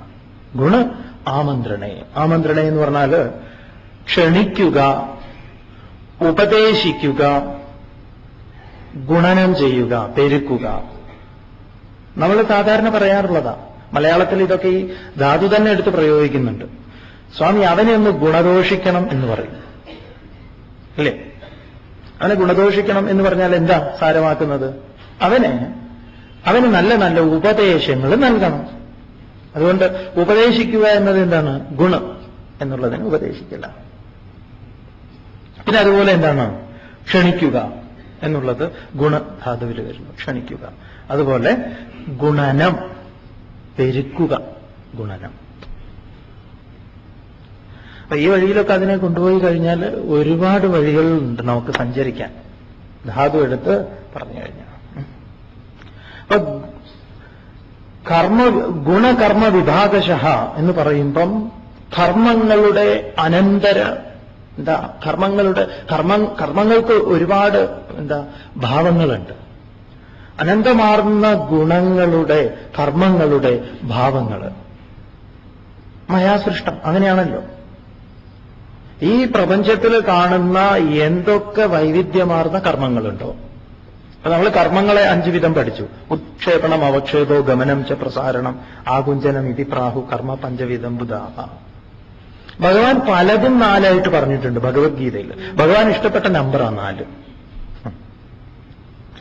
ചതുർവിധം പചാമ്യഹം, ഭഗവത്ഗീത 15-ാം അധ്യായത്തിൽ. ചതുർവിധാഹ ഭജന്തേ മാം, 4 പ്രകാരത്തിൽ ഭക്തന്മാർ എന്നെ ഭജിക്കുന്നു. നമ്മൾ പഠിക്കുന്നത് ആർത്തോ ജിജ്ഞാസുരർത്ഥാത്തി ജ്ഞാനീശ ഭരതർഷഭ എന്ന് പറയുന്നുണ്ട്. അപ്പൊ 4 പ്രകാരത്തിലുള്ള അന്നത്തെ, ചർവ്യ, ഖാദ്യ, പേയ, ലേഹ്യങ്ങളെ, 4 പ്രകാരത്തിൽ കഴിക്കുന്ന ഭക്ഷണത്തെ ഞാൻ ദഹിപ്പിക്കുന്നു. ഇങ്ങനെയൊക്കെ 4ന്റെ കാര്യം പറഞ്ഞിട്ടുണ്ട്. 4 കാര്യങ്ങൾ, ചതുർവിധ പുരുഷാർത്ഥം ഇത്യാദികളൊക്കെ ഉണ്ട്. പക്ഷെ ഇവിടെ വേറെ ഒരുപാട് കാര്യങ്ങൾ ഇതിൽ വന്നിട്ടുള്ളതാണ് ഇപ്പൊ വലിയൊരു പ്രശ്നം. എന്തൊക്കെയാന്ന് പറഞ്ഞാൽ ശങ്കരാചാര്യസ്വാമികൾ ഭഗവത്ഗീതയ്ക്ക് ഇപ്പൊ നിങ്ങൾക്ക് അറിയാൻ ചിലപ്പോൾ സ്വാമി ഇങ്ങനെയൊക്കെ വ്യാഖ്യാനിച്ച് പോയി കഴിഞ്ഞാൽ ചിലപ്പോൾ നാളെ ഒരു ചിട്ട് വരും സ്വാമിയുടെ മുമ്പിൽ. അതെ സ്വാമിയെ, പിന്നെ ശങ്കരാചാര്യസ്വാമികൾ ഒന്ന് ഭാഷയൊക്കെ ഒന്ന് എടുത്ത് നോക്കിയാൽ നല്ലതാ. അതിൽ പറഞ്ഞിട്ടുണ്ട്. എന്താ അതിൽ പറഞ്ഞത്? ആചാര്യസ്വാമികൾ പുരുഷ സൂക്തത്തെ ഉദ്ധരിച്ചുകൊണ്ടാണ് പറഞ്ഞിട്ടുള്ളത്. പുരുഷ സൂക്തത്തില് ബ്രാഹ്മണനെ കുറിച്ചും ക്ഷത്രിയനെ കുറിച്ചും ഒക്കെ പറയുന്നുണ്ട്. ബ്രാഹ്മണോസ്യ മുഖമാസീ ഇത്യാദി ശ്രുതിവചനേഹെ എന്നും പറഞ്ഞിട്ട് ശ്രുതിയെ ഉദ്ധരിച്ചുകൊണ്ടാണ് ആചാര്യസ്വാമികൾ ഇത് പറഞ്ഞിട്ടുള്ളത്. ആചാര്യസ്വാമികൾ ശങ്കരഭാഷ്യത്തില് ബ്രാഹ്മണ, ക്ഷത്രിയ, വൈശ്യ, ശൂദ്ര ജന്മ അല്ലെങ്കിൽ അവിടെ പറയുന്ന കർമ്മം കൊണ്ട് ഇങ്ങനെയുള്ള വിഭാഗങ്ങളെക്കുറിച്ച് തന്നെയാണ് ഭാഷ്യത്തിൽ പറഞ്ഞിട്ടുള്ളത്. ഭാഷ്യത്തിൽ ആചാര്യസ്വാമികൾ ഈ ശ്ലോകത്തിന് അധികം ഊന്നൽ നൽകിയിട്ടില്ല. സാമാന്യമായ ഒരു 3/4 പേജിൽ ഭാഷ്യം പറഞ്ഞ് ആചാര്യസ്വാമികൾ ഇതിനെ ഒഴിവാക്കിയിട്ടുണ്ട്. അതിനത്ര ഊന്നലൊന്നും നൽകിയിട്ടില്ല. പിൽക്കാലത്ത് വന്നിട്ടുള്ള ആളുകൾക്കാണ് ഇതിലെന്തോ പേജുകൾ തന്നെ അവർക്ക് വേണ്ടി വന്നത്. അവർ ഇന്ത്യയിലെ മുഴുവൻ ജാതി വ്യവസ്ഥകളും അതും ഇതൊക്കെ എടുത്തിട്ട്. ആചാര്യസ്വാമികളെ സംബന്ധിച്ച് ഇത് വലിയൊരു വിഷയമാണ് എന്ന് തോന്നിയിട്ടില്ല. ഇരിക്കട്ടെ, അതൊക്കെ നമ്മൾ ഇങ്ങനെ ഒരു ശ്രദ്ധാപൂർവമായിട്ടുള്ള പഠനം നടത്തി വരുമ്പോൾ നമുക്ക് ഇതിനെ വേണമെങ്കിൽ പൂർണ്ണമായി മാറ്റി നിർത്തിക്കൊണ്ട് ഈ ശ്ലോകത്തെ കാണാം. സ്വാമി ഒരു ഗീതാ വിദ്യാർത്ഥി എന്ന നിലയിൽ ഇതിലേറ്റവും ഊന്നൽ നൽകുന്നത് ഞാൻ കർത്താവും അകർത്താവും എന്ന ഭഗവാന്റെ വാക്യത്തിലാണ്. ഞാനിതിൽ കർത്താവുമാണ് അകർത്താവുമാണ്. അതാണ് നമ്മൾ ശ്രദ്ധിക്കേണ്ടത് എന്ന് പറയും. അപ്പൊ ഗുണകർമ്മ വിഭാഗയോഹോ, ഗുണങ്ങളുടെയും കർമ്മങ്ങളുടെയും വിഭാഗം കൊണ്ട് എന്ന് പറയുമ്പം ഒരുപാട് ഇന്ദ്രിയങ്ങൾ നമ്മൾ ഇന്നലെ കണ്ടു. ഗന്ധരൂപത്തില്, തേജോരൂപത്തില്, വായുരൂപത്തില്, ജലരൂപത്തിലൊക്കെ. ഇപ്പൊ ഭഗവത്ഗീതയിലെ 4 കുതിരകളെ എടുക്കുകയാണെങ്കിൽ 4 ഇന്ദ്രിയങ്ങളെ, 5 ഇന്ദ്രിയങ്ങളാണെങ്കിലും 4 ഇന്ദ്രിയങ്ങള്. ത്വഗിന്ദ്രിയം സ്പർശമറിയാനും രസമറിയാനുമുള്ളതാണ്. അതുകൊണ്ട് തേജോരൂപമായിട്ടുള്ളത് അതൊക്കെ അതിനെ ഒന്നുകൂടെ നമ്മൾ മനസ്സിലാക്കാൻ ശ്രമിക്കും. ഇവിടെ തന്നെ, ഇന്ന് തന്നെ നമുക്ക് കാണാം അത്. അപ്പൊ അങ്ങനെ ഇന്നലെ ദക്ഷിണാമൂർത്തി സ്തോത്രത്തിന്റെ വെളിച്ചത്തിൽ ഒരു ചെറിയ മനസ്സിലാക്കൽ ശ്രമം നടത്തി. എന്താണ്? ഇപ്രകാരമാണോ ഒരു ചിരാതിനകത്ത്, ഒരു കുടത്തിനകത്ത് ഒരു ചിരാത് വെച്ചിരിക്കുന്നത്. ആ ചിരാതിലെ പ്രകാശം പല ദ്വാരങ്ങളിലൂടെ പുറത്തേക്ക് വരുന്നത് ഒരു രൂപത്തിൽ വരും. ഈ ക്രിസ്മസ് സ്റ്റാർ എന്നൊക്കെ വരുന്നില്ലേ ലൈറ്റ്, അതുപോലെ ചൈതന്യത്തിന്റെ സാന്നിധ്യത്തിൽ കണ്ണ് കാണുന്നു, കാത് കേൾക്കുന്നു, മൂക്ക് ഗന്ധമറിയുന്നു, ത്വക്ക് സ്പർശമറിയുന്നു, രസനയെ അറിയുന്നു. ഇതൊക്കെ എന്റെ സാന്നിധ്യത്തിലാണ്. പക്ഷെ എനിക്കതിലൊന്നും പങ്കില്ല. ഗുണങ്ങളും ഗുണങ്ങളുടെ കർമ്മ വിഭാഗങ്ങൾ അതിന്റെ ചേർച്ച നിമിത്തം. ഇന്നലെ നമ്മൾ ബൾബ് വാചയിൽ കണ്ടു ഇല്ലേ? ബൾബ് പറഞ്ഞു ചാതുർവർണ്ണ്യം മയാ സൃഷ്ടം ഗുണകർമ്മ വിഭാഗശഃ തസ്യ കർത്താരമഭിമ വിദ്യാകർത്താരം അഭ്യയം. ഞാനാണ് ഇതിനൊക്കെ സൃഷ്ടിച്ചിരിക്കുന്നത്, എങ്കിലും എനിക്കതിലൊന്നും ഉത്തരവാദിത്വം ഇല്ല എന്ന് പറയാം. ഇതൊരു വളരെ ഭഗവാൻ നേരിട്ട് ഇതൊന്നും ചെയ്യുന്നില്ല. പിന്നെയോ സാന്നിധ്യമാത്രയിൽ കാര്യങ്ങൾ നടക്കുന്നു. ഇതാണ് ഈ ശ്ലോകത്തിൽ വളരെ ശ്രദ്ധേയമായിട്ട് മനസ്സിലാക്കാനുള്ളത്. പിന്നെ ഈ ഗുണ എന്നുള്ളതിൽ ഉപദേശിക്കലും ക്ഷണിക്കലും പെരുക്കലും ഇതെല്ലാം കൂടെ ചേർത്ത് വെച്ചു കഴിഞ്ഞാൽ നിങ്ങൾക്കിതിന് പുതിയൊരു മാനം കിട്ടുമെന്ന് പറയാം. ഈ പറഞ്ഞിട്ടുള്ള വർണ്ണ ശബ്ദത്തിന് ഒരു ഇന്ന പ്രകാരത്തിൽ ജനിച്ചവൻ എന്നർത്ഥം വരുന്നില്ല. അതുകൊണ്ടാണ് സ്വാമി ധാതുക്കളൊക്കെ ഉന്നയിച്ച് പറഞ്ഞത്. അതിനെ വിശദീകരിക്കുകയാണെങ്കിൽ ഓരോന്നിനും നോക്കൂ, വിശദീകരിക്കുക, പ്രകാശിപ്പിക്കുക, പ്രേരിപ്പിക്കുക, പൊടിക്കുക, എഴുതുക, അയക്കുക.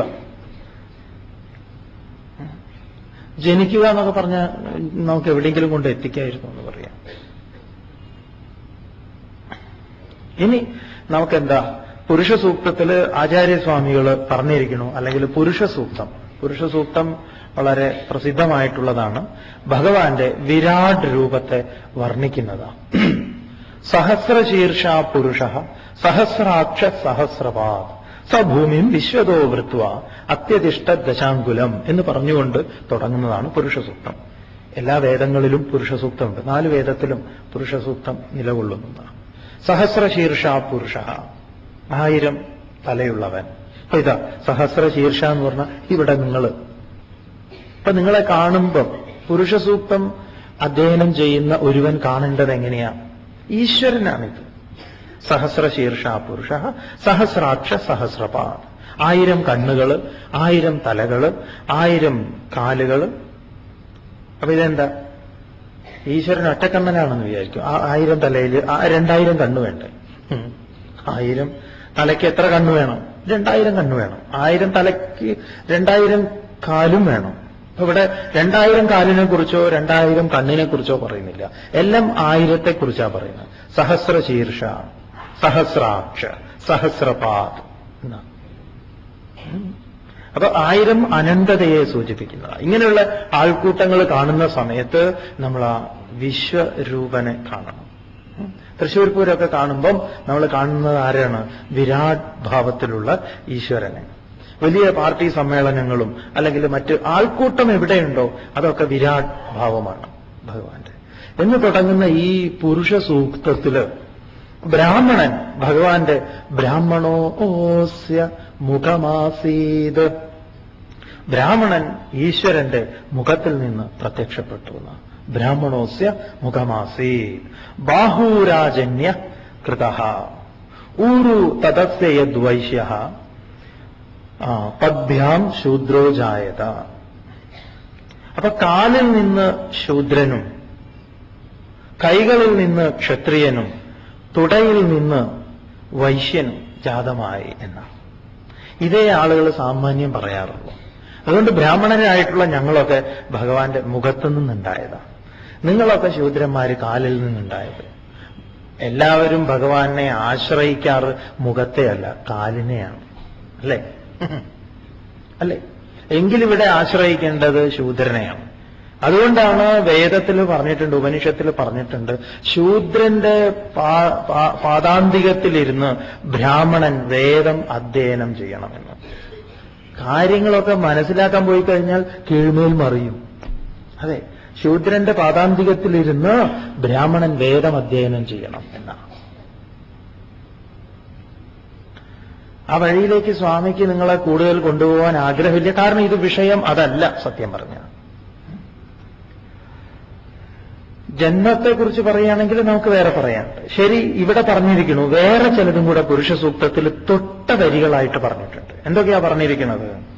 ബ്രാഹ്മണോസ്യ മുഖമാസീത് ബാഹൂരാജന്യകൃത ഊരു തദസ്യ യദ്വൈശ്യഃ പദ്ഭ്യാഗം ശൂദ്രോ അജായത. തുടർന്ന് പറയണു ചന്ദ്രമ മനസോ ജാതഃ. ചന്ദ്രമ മനസോ ജാതഃ.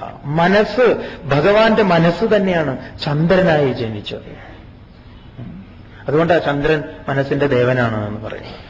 ചക്ഷോ സൂര്യോ അജായത. കണ്ണുകൾ സൂര്യനാണ് എന്ന് പറയാം. പിന്നെയോ മുഖാദിന്ദ്രശ്ചാഗ്നിശ്ച പ്രാണാത് വായുരജായത നാഭ്യാ ആസീദന്തരീക്ഷം ശീർഷ്ണൗ ദ്യൗ സമവർത്തത പദ്ഭ്യാം ഭൂമിർദിശ ശ്രോത്രാത് തഥാ ലോകാകും അകൽപ്പയൻ.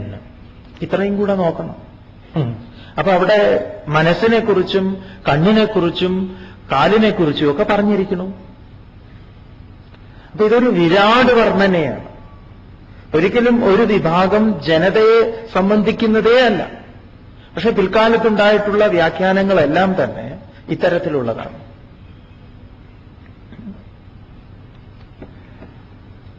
ഇനി ബ്രാഹ്മണനും ക്ഷത്രിയനും വൈശ്യനും ശൂദ്രനും എന്ന് പറഞ്ഞാൽ ഇവര് 4 വർണ്ണങ്ങളാണ്. അതിനെക്കുറിച്ചും പറയുന്നുണ്ട്. 4 വർണ്ണങ്ങൾ എന്ന് പറയുമ്പോൾ 4 നിറങ്ങളുള്ളവരാണ് ഇവര്.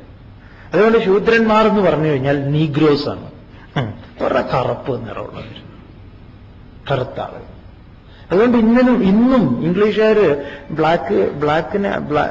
അവർക്ക് അവരെ അംഗീകരിക്കാൻ വലിയ ബുദ്ധിമുട്ടാണ്.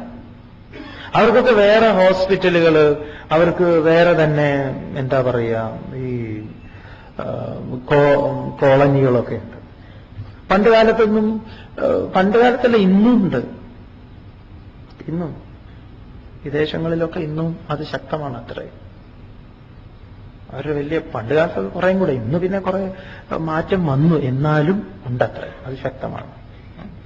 അപ്പൊ ബ്ലാക്ക് എന്ന് പറഞ്ഞിട്ടുള്ള ആൾക്കാർ.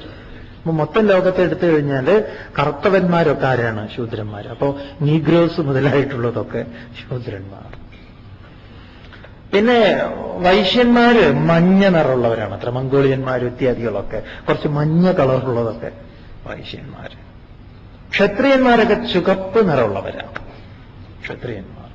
ബ്രാഹ്മണന്മാരോ വെളുത്ത നിറമുള്ളവർ.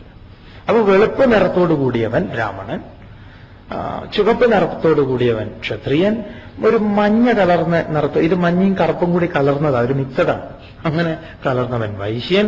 പിന്നെ എന്താ, നല്ല കരിമുട്ടി കരിമാടി കുട്ടപ്പൻ എന്നൊക്കെ പറയുന്നവര് ശൂദ്രന്മാർ.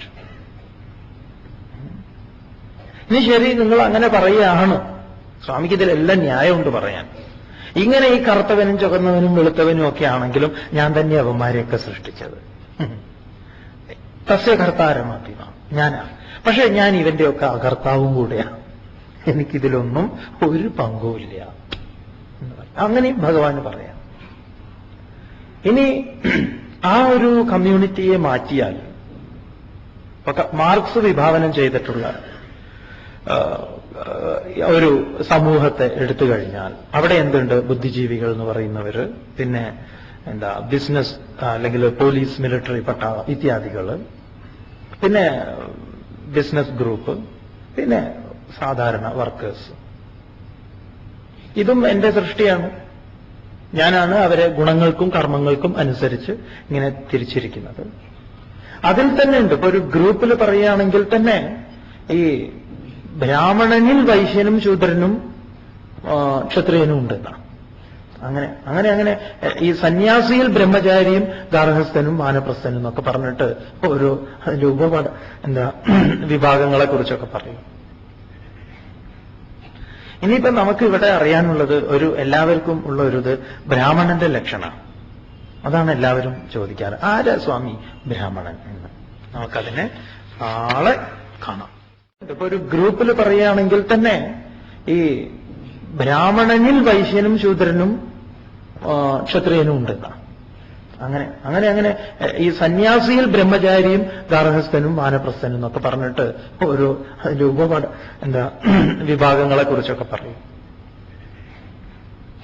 ഇനിയിപ്പം നമുക്ക് ഇവിടെ അറിയാനുള്ളത് എല്ലാവർക്കും ഉള്ള ഇത് ബ്രാഹ്മണന്റെ ലക്ഷണം. അതാണ് എല്ലാവരും ചോദിക്കാറ്. ആരാ സ്വാമി ബ്രാഹ്മണൻ എന്ന്? അങ്ങനെയാണ് സ്വാമി പറഞ്ഞത്, വജ്രസൂചികോപനിഷത്ത് എടുത്തിട്ട് ബ്രാഹ്മണൻ ആരാ എന്ന് പറയാം. വജ്രസൂചികോപനിഷത്താണ് ബ്രാഹ്മണന്റെ ലക്ഷണത്തെ പറയുന്നത്. ആരാണ് ബ്രാഹ്മണൻ? അതിലെ ചോദ്യം തന്നെ അങ്ങനെയാണ്. ആ ഉപനിഷത്ത് 1-ാം മന്ത്രം പറയണു, ഓം വജ്രസൂചിം പ്രവക്ഷ്യാമി ശാസ്ത്രമജ്ഞാനഭേദനം ദൂഷണം ജ്ഞാനഹീനാനാം ഭൂഷണം ജ്ഞാനചക്ഷുഷാം. അറിവുള്ളവർക്ക് അറിവിനെ പ്രദാനം ചെയ്യുന്നതിനായിക്കൊണ്ട് ജ്ഞാന ചക്ഷുസ്സുകൾക്കായിട്ട് ഭൂഷണമായിട്ടുള്ള വജ്രസൂചികോപനിഷത്തിനെ കുറിച്ച് പറയാൻ പോകുന്നു. എന്താ അതില്? ബ്രഹ്മ ക്ഷത്രിയ വൈശ്യ ശൂദ്ര ഇതി ചത്വാരാ വർണ്ണാസ്തേഷാം വർണ്ണാനാം ബ്രാഹ്മണ ഏവ പ്രധാന ഇതി വേദവചനാനുരൂപം സ്മൃതിഭിഃ ഉക്തം തത്ര ചോദ്യമസ്തി കോ വാ ബ്രാഹ്മണഃ നാമ കിം ജീവ കിം ദേഹഃ കിം ജാതിഃ കിം ജ്ഞാനം കിം കർമ്മ കിം ധാർമ്മിക ഇതി. ചോദ്യം, ബ്രാഹ്മണൻ, ക്ഷത്രിയൻ, വൈശ്യൻ, ശൂദ്രൻ, ഇങ്ങനെ 4 വർണ്ണങ്ങൾ ഉണ്ട് എന്ന് പറയും. അതില് ഇവരിൽ ആരാണ് ബ്രാഹ്മണൻ?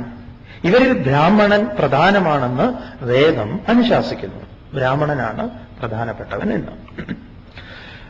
അതുപോലെ തന്നെ സ്മൃതി വചനാനുരൂപം, സ്മൃതിയിലും ഇപ്രകാരം ഇത് ഉക്തം പറഞ്ഞിരിക്കുന്നു.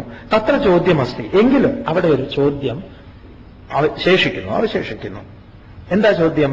കോവ ബ്രാഹ്മണ, ആരാണ് ബ്രാഹ്മണൻ? നാമഃ, പേരാണോ? ജീവഃ, ജീവനാണോ?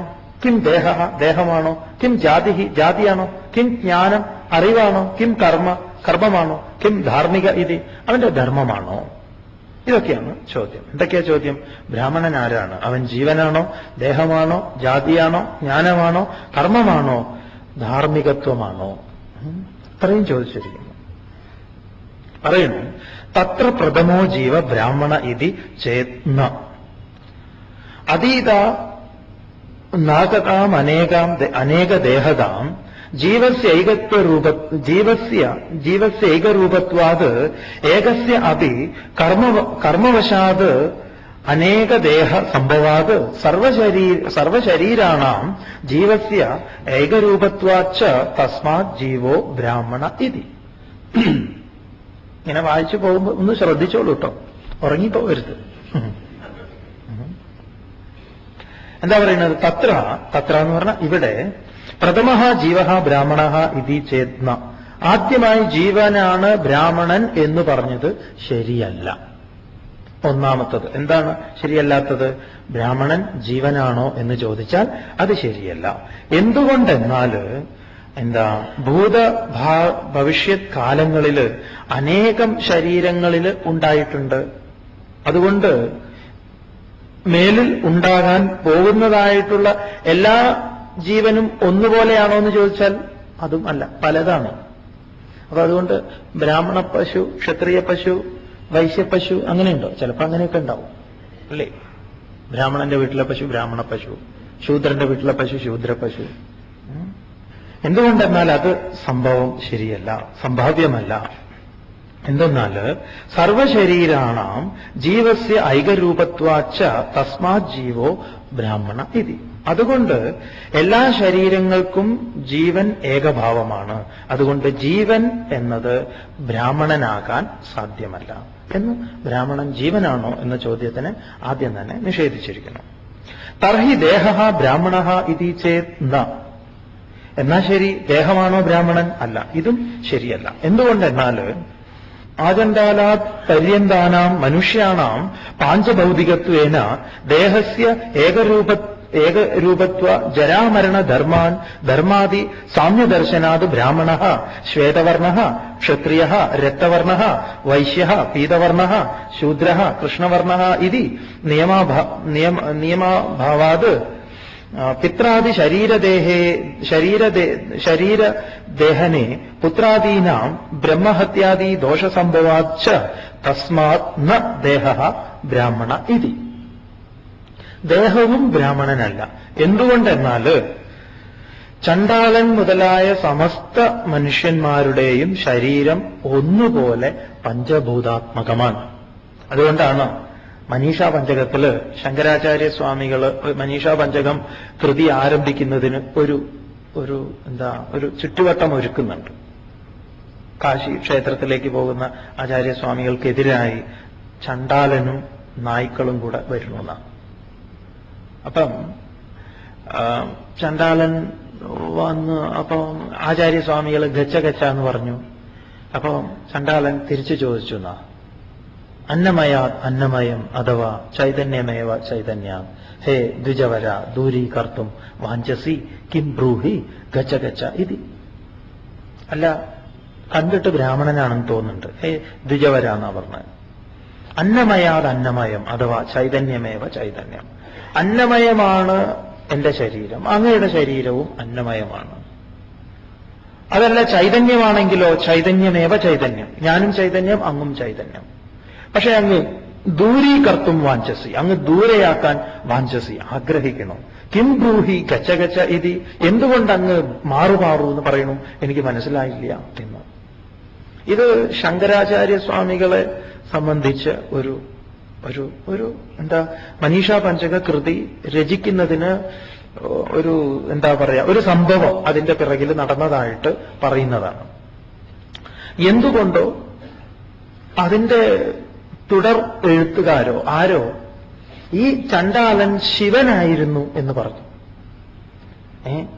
അല്ലെങ്കിൽ മോശമല്ല. എന്തെന്നാൽ ഒരു ചണ്ഡാലനെ ശങ്കരാചാര്യർ നമസ്കരിച്ചാൽ അതുകൊണ്ട് അത് ശിവനാക്കി കഴിഞ്ഞാൽ കുഴപ്പമില്ലല്ലോ, ശിവൻ വേഷം മാറി വന്നാൽ. ഇതൊക്കെയാണ് ശങ്കരാചാര്യരോട് ചെയ്യുന്നൊരു ദ്രോഹം. അദ്ദേഹം ഏത് കുപ്പത്തൊട്ടിയിൽ നിന്ന് വന്ന ആളെയും അദ്ദേഹം നമസ്കരിക്കാൻ തയ്യാറൂന്നിയ അദ്ദേഹത്തിന്റെ അറിവതാണ്. കിംഗംഗാംബുനി ബിംബിതേംബരമണോ ചാണ്ടാലവാടീപയ എന്ന് പറഞ്ഞിട്ടാ തുടങ്ങുന്നത്. അതിനാരാവട്ടെ സത് ദ്വിജോസ്തു ഗുരോസ്തു ഗുരുരിത്യേഷാ മനീഷാ മമ എന്നും പറഞ്ഞുകൊണ്ട് ഒരു ദീർഘദണ്ഡ നമസ്കാരമാണ്. ഇവൻ ചണ്ഡാലനാവട്ടെ ആരാവട്ടെ ഇവൻ എന്റെ ഗുരുവാണ്. അപ്പൊ ആ ചണ്ഡാലനെ ശിവനാക്കി അവതരിപ്പിക്കേണ്ട ആവശ്യമൊന്നുമില്ല വാസ്തവത്തില്. അത് ശിവനാവാം, ആരും ആവാം. ഏതായാലും അതൊരു ആളായിരുന്നു. പിന്നെ എന്താന്ന് പറഞ്ഞാൽ എല്ലാം ശിവമയമാണല്ലോ, ആ നിലയ്ക്ക് എല്ലാം ശിവമാണ്. അപ്പൊ ശങ്കരാചാര്യൻ രണ്ട് കാര്യങ്ങൾ കാണിച്ചു തരുന്നു. ഒന്ന്, ക്ഷേത്രത്തിൽ പോകുമ്പോഴുള്ള ശുദ്ധിയെക്കുറിച്ച്. രണ്ട്, ആ കാര്യം തനിക്ക് ഭേദമുണ്ടായിരുന്നോ എന്നല്ല, തനിക്ക് അങ്ങനത്തെ ഭേദചിന്തയൊന്നുമില്ല. പക്ഷെ ഭേദചിന്ത ഇല്ല എന്ന് വിചാരിച്ചിട്ട് നമ്മളിപ്പോ കിടക്കയിൽ ഒരു തേള് കിടക്കുന്നുണ്ടെങ്കിൽ അതിന്റെ കൂടെ കിടക്കണം എന്നാണോ? അല്ല, അയ്യോ സ്വാമി ഭേദചിന്ത പാടില്ലല്ലോ, അതവിടേക്ക് ഇരുന്നോട്ടെ. അല്ല, അതിനെ മാറ്റണം. അത് വേറെ, അതാണ് പ്രായോഗിക വേദാന്തം. അപ്പൊ അതും കൂടെ കാണിച്ചു തരുന്നതാണ്. ആ അറിവിന്റെ മുൻപിൽ നമസ്കരിക്കാനുള്ള ഒരു തയ്യാറാവൽ, അതാണ് ആചാര്യസ്വാമികൾക്ക് നമ്മളോട് പറയാനുള്ളത്. അതിനാ അദ്ദേഹം ആ ഒരു ചിത്രം ഉണ്ടാക്കുന്നത് തന്നെ. അപ്പൊ ഇവിടെ ചോദ്യം, ദേഹമാണോ ബ്രാഹ്മണൻ? എന്നാലല്ല. എന്തുകൊണ്ടെന്നാൽ ചണ്ഡാളൻ മുതൽ സമസ്ത ശരീരവും പഞ്ചഭൂതാത്മകമാണ്. എല്ലാം തന്നെ പഞ്ചഭൂതാത്മകമാണ്. അതില് വാർദ്ധക്യം, മരണം, ജര, ധർമ്മം, അധർമ്മം ഇത്യാദി ഒക്കെ വരുന്നുണ്ട്. ഇനി ബ്രാഹ്മണൻ ശ്വേതവർണ്ണനും ക്ഷത്രിയൻ രക്തവർണ്ണനും വൈശ്യൻ പീതവർണ്ണനും ശൂദ്രൻ കർത്തവനും ആയിരിക്കണമെന്ന് യാതൊരു നിയമവും കാണാൻ സാധ്യമല്ല. എന്തെന്നാൽ പിതാവിന്റെയും സഹോദരന്റെയും ശരീര ദാഹക്രിയകൾ ചെയ്യുന്നതുകൊണ്ട് പുത്രാദികൾക്ക് ബ്രഹ്മഹത്യാദി ദോഷങ്ങൾ സംഭവിക്കുന്നില്ല. അതുകൊണ്ട് ദേഹവും ബ്രാഹ്മണനാക്കാൻ സാധ്യം. ഗംഭീര ഉദാഹരണമാണ്. കാരണം നിറം ബ്രാഹ്മണനായിരുന്നുവെങ്കിലേ അച്ഛന്റെ ശരീരം ചിതയിൽ വെക്കുമ്പോൾ ആ നിറം തന്നെ അങ്ങോട്ട് പോയിപ്പോവും. അപ്പൊ അവൻ എന്ത് ദോഷം ഉണ്ടാവും? ഈ ബ്രഹ്മഹത്യ ദോഷം തന്നെ സംഭവിക്കും. അതുകൊണ്ട് ഇനിയിപ്പോ അവനെ പെയിന്റ് അടിച്ചിട്ട് ദഹിപ്പിക്കാന്ന് വെച്ചാലോ അതൊന്നും സാധ്യമല്ലല്ലോ. അതുകൊണ്ട് അതിനാൽ ദേഹവും ബ്രാഹ്മണനല്ല എന്ന് പറയും. പിന്നെ ആരാണ്? തർഹി ജാതി ബ്രാഹ്മണ ഇത് ചെയ്ത് ന തത്ര ജാത്യന്തര ജന്തുഷു അനേക ജാതി സംഭവ മഹർഷയ ബഹവ സന്തി. ഋഷ്യശൃംഗ മൃഗ്യാ കൗശിക കുശാത് ജാംബൂക ജംബൂകാത് വാത്മീകാത് വ്യാസ കൈവർത്തക കന്യകായാം ശശപ്രഷ്ടാത് ഗൗതമ വസിഷ്ഠ ഉർവശ്യാം അഗസ്ത്യ കലശേ ജാത ഇതി ശ്രുതത്വാത് ഏതേഷാം ജാത്യ വിനാപ്യഗ്രേ ജ്ഞാനപ്രതിപാദിന ഋഷയ ബഹവ സന്തി തസ്മാ ന ജാതിർ ബ്രാഹ്മണ ഇതി. എന്താണ് ജാതി കൊണ്ട് ബ്രാഹ്മണനുണ്ടോ എന്ന് ചോദിച്ചാൽ എന്തെന്നാൽ അതും സാധ്യമല്ല. കാരണം ഭിന്നജാതിയിൽപ്പെട്ട പ്രാണികളിൽ നിന്നുപോലും മഹർഷിമാർ ഉണ്ടായിട്ടുണ്ട് എന്ന ഇതൊക്കെയാണ് നമുക്ക് മനസ്സിലാകേണ്ടുന്ന ശാസ്ത്രങ്ങൾ. അതുകൊണ്ടാണ് സ്വാമി ഒരിക്കൽ സൂചിപ്പിച്ചത്, നമ്മൾ ഇനിയും വികാസം പ്രാപിക്കേണ്ടിയിരിക്കുന്നു.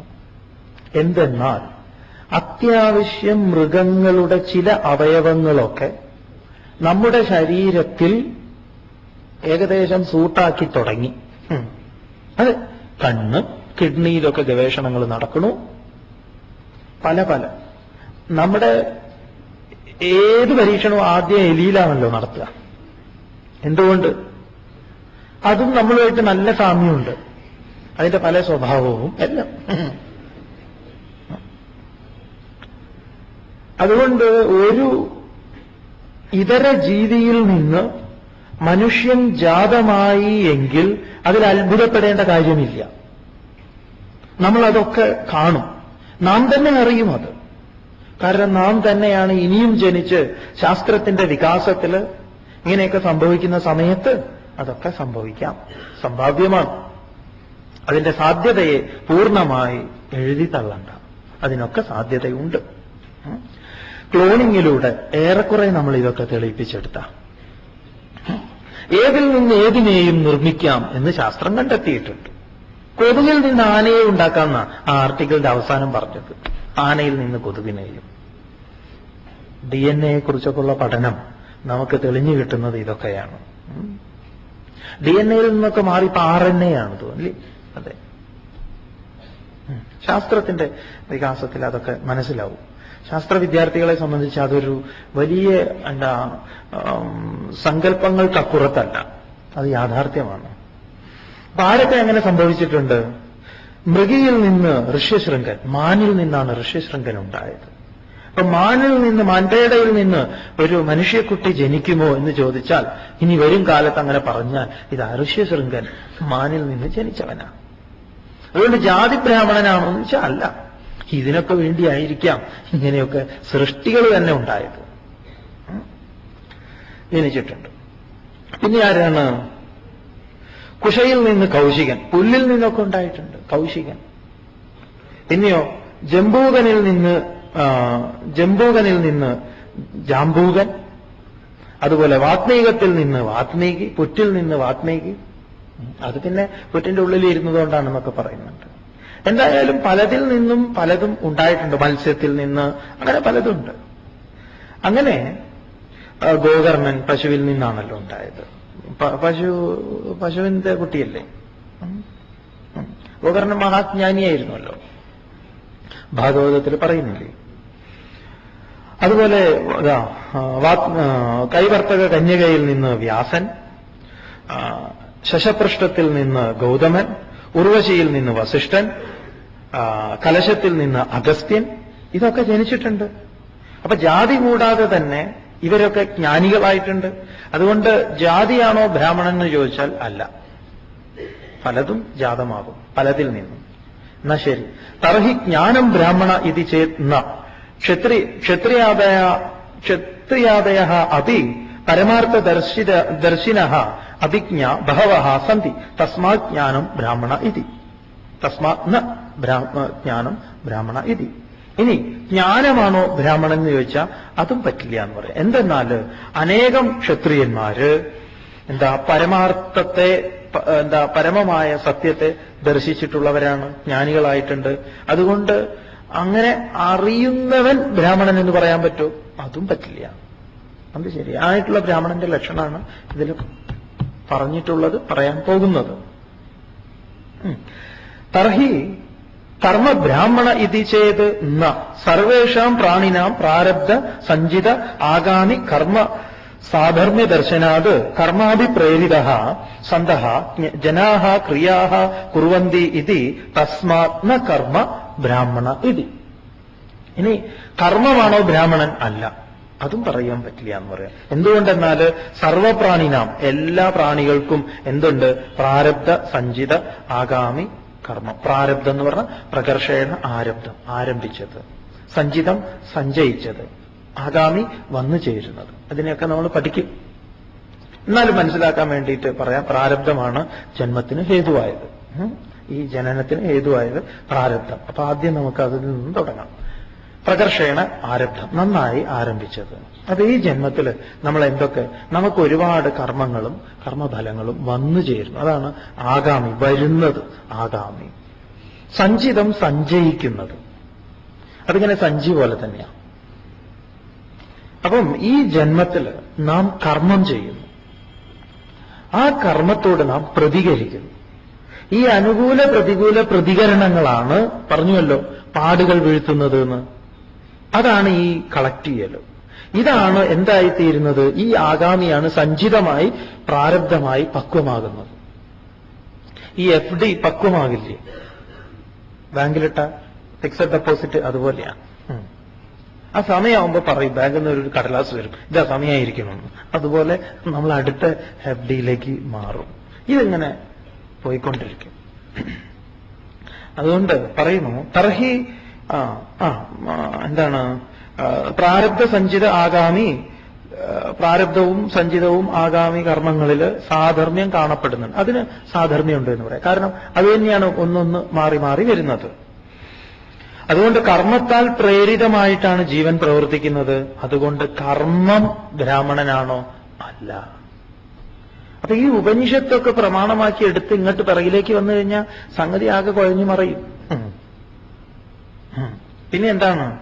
തർഹി ധാർമ്മിക ബ്രാഹ്മണ ഇത് ചേത് ന ക്ഷത്രിയാദയ ഹിരണ്യദാതാരോ ബഹവഃ സന്തി തസ്മാത് ന ധാർമ്മിക ബ്രാഹ്മണ ഇതി. എന്നാ പിന്നെ ധാർമ്മികത ബ്രാഹ്മണനാകുമോ? ഇല്ല എന്ന് പറയാം. എന്തുകൊണ്ടെന്നാൽ അനേകം ക്ഷത്രിയന്മാർ തുടങ്ങിയിട്ടുള്ളവര് ഒരുപാട് ദാനധർമാദികളൊക്കെ ചെയ്തിട്ടുണ്ട്. അതുകൊണ്ട് ധാർമ്മികനായ ഒരു വ്യക്തി ബ്രാഹ്മണനാണോ? അതുമല്ല. കർണനൊക്കെ ഇടത് കൈ കൊണ്ട് കൊടുക്കുന്നത് വലത് കൈ അറിയില്ല എന്നാ പറഞ്ഞിട്ടുള്ളത്. എത്രയോ പേരുണ്ട്. വിശ്വജിത്ത് യാഗം എന്ന് പറഞ്ഞാൽ വിശ്വത്തെ മുഴുവൻ ത്യജിക്കുമ്പോഴാണ് തന്റേതെന്നുള്ളതെല്ലാം ത്യജിക്കുന്നതാണ് വിശ്വജിത്ത് യാഗം. അങ്ങനെ വിശ്വജിത്ത് യാഗം ചെയ്ത ഒരുപാട് ക്ഷത്രിയന്മാരുണ്ടായിട്ടുണ്ട്. അവരൊന്നും അതിലൂടെ ബ്രാഹ്മണൻ എന്ന് പറഞ്ഞിട്ടില്ല. അറിയാം. എല്ലാവർക്കും നമസ്കാരം. ആരാ സ്വാമി ബ്രാഹ്മണൻ എന്ന്? കർമ്മത്താൽ പ്രേരിതമായിട്ടാണ് ജീവൻ പ്രവർത്തിക്കുന്നത്. അതുകൊണ്ട് കർമ്മം ബ്രാഹ്മണനാണോ? അല്ല. അപ്പൊ ഈ ഉപനിഷത്തൊക്കെ പ്രമാണമാക്കി എടുത്ത് ഇങ്ങോട്ട് പിറകിലേക്ക് വന്നു കഴിഞ്ഞാൽ സംഗതി ആകെ കുഴഞ്ഞു മറിയും. പിന്നെ എന്താണ്? തർഹി ധാർമ്മിക ബ്രാഹ്മണ ഇത് ചേത് ന ക്ഷത്രിയാദയ ഹിരണ്യദാധാരോ ബഹവ സന്തി തസ്മാത് ന ധാർമ്മിക ബ്രാഹ്മണ ഇതി. എന്നാ പിന്നെ ധാർമ്മികത ബ്രാഹ്മണനാകുമോ? ഇല്ല എന്ന് പറയാം. എന്തുകൊണ്ടെന്നാൽ അനേകം ക്ഷത്രിയന്മാർ തുടങ്ങിയിട്ടുള്ളവര് ഒരുപാട് ദാനധർമാദികളൊക്കെ ചെയ്തിട്ടുണ്ട്. അതുകൊണ്ട് ധാർമ്മികനായ ഒരു വ്യക്തി ബ്രാഹ്മണനാണോ? അതുമല്ല. കർണനൊക്കെ ഇടത് കൈ കൊണ്ട് കൊടുക്കുന്നത് വലത് കൈ അറിയില്ല എന്നാ പറഞ്ഞിട്ടുള്ളത്. എത്രയോ പേരുണ്ട്. വിശ്വജിത്ത് യാഗം എന്ന് പറഞ്ഞാൽ വിശ്വത്തെ മുഴുവൻ ത്യജിക്കുമ്പോഴാണ് തന്റെ എന്നുള്ളതെല്ലാം ത്യജിക്കുന്നതാണ് വിശ്വജിത്ത് യാഗം. അങ്ങനെ വിശ്വജിത്ത് യാഗം ചെയ്ത ഒരുപാട് ക്ഷത്രിയന്മാരുണ്ടായിട്ടുണ്ട്. അവരൊന്നും അതിലൂടെ ബ്രാഹ്മണൻ എന്ന് പറഞ്ഞിട്ടില്ല. എന്നാ പിന്നെ ആരാ സ്വാമി ബ്രാഹ്മണൻ? തർഹി കോവാ ബ്രാഹ്മണോ നാമ യഹ കശ്ചിദാത്മാനമദ്വിതീയം ജാതിഗുണക്രിയാഹീനം ഷഡൂർമി ഷഡ്ഭാവേത്യാദി സർവദോഷരഹിതം സത്യജ്ഞാനാനന്ദ സ്വരൂപം സ്വയം നിർവികൽപ്പമശേഷ കൽപ്പാധാരമശേഷ ഭൂതാന്തര്യാമിത്വേന വർത്തമാനാന്തർബഹിശ്ചാകാശ വദനുസ്യുതമഖണ്ഡ ആനന്ദ സ്വഭാവമപ്രമേയ അനുഭവമേക വേദ്യ അപരക്ഷതയാ ഭാസമാനം കരതലാമലകവത് സാക്ഷാത് പരോക്ഷീകൃത്യ കൃതാർത്ഥതയാ കാമരാഗാദി ദോഷരഹിത ശമാദി സമ്പന്ന ഭാവമാത്സര്യ തൃഷ്ണ ശമമോഹാദി രഹിത ദമ്പാഹങ്കാരാദി സംസ്പൃഷ്ടചേതാ വർത്തത ഏവ മുക്തലക്ഷണഃ യഹ സ ഏവ ബ്രാഹ്മണ ഇതി ശ്രുതി സ്മൃതി പുരാണ ഇതിഹാസ നാമാഭിപ്രായഃ അന്യഥാ ഹി ബ്രാഹ്മണത്വസിദ്ധിർ നാസ്തിയേവ സച്ചിദാനന്ദമാത്മാനം അദ്വിതീയം ബ്രഹ്മ ഭാവയേത് ആത്മാനം സച്ചിദാനന്ദം ബ്രഹ്മ ഭാവയേത് ഇത് ഉപനിഷത്ത്. ഇതും പറഞ്ഞ് ഉപനിഷത്ത് അവസാനിപ്പിച്ചു. ബ്രാഹ്മണന്റെ ഒരു നീണ്ട ലക്ഷണം പറഞ്ഞിട്ട് ആരാണ് ബ്രാഹ്മണൻ? ആരാ ബ്രാഹ്മണൻ?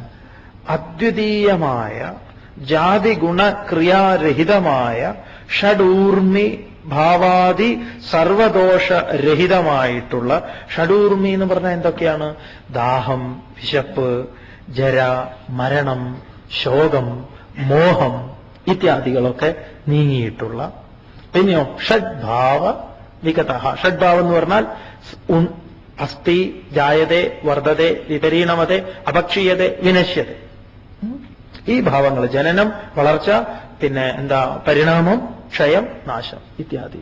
സത്യജ്ഞാനാനന്ദ സ്വരൂപം, സത്യജ്ഞാനാനന്ദമായിട്ടുള്ള സ്വരൂപത്തോടു കൂടിയിട്ടുള്ളതും സ്വയം നിർവികൽപ്പം, മറ്റൊന്നിന്റെയും അപേക്ഷ കൂടാതെയുള്ള നിലനിൽപ്പും, സകല കൽപ്പങ്ങൾക്ക് ആധാരഭൂതമായിട്ടുള്ളതും എല്ലാറ്റിനും ആധാരമായി വർത്തിക്കുന്നതും, അതുപോലെ സർവഭൂതാന്തര്യാമി, സർവഭൂതങ്ങളിലും അന്തര്യാമിയായിട്ട് നിലകൊള്ളുന്നതും, ആകാശവത്, ആകാശം പോലെ അന്തഃബഹി, ഉള്ളിലും പുറത്തും വ്യാപിച്ചു നിൽക്കുന്നതും.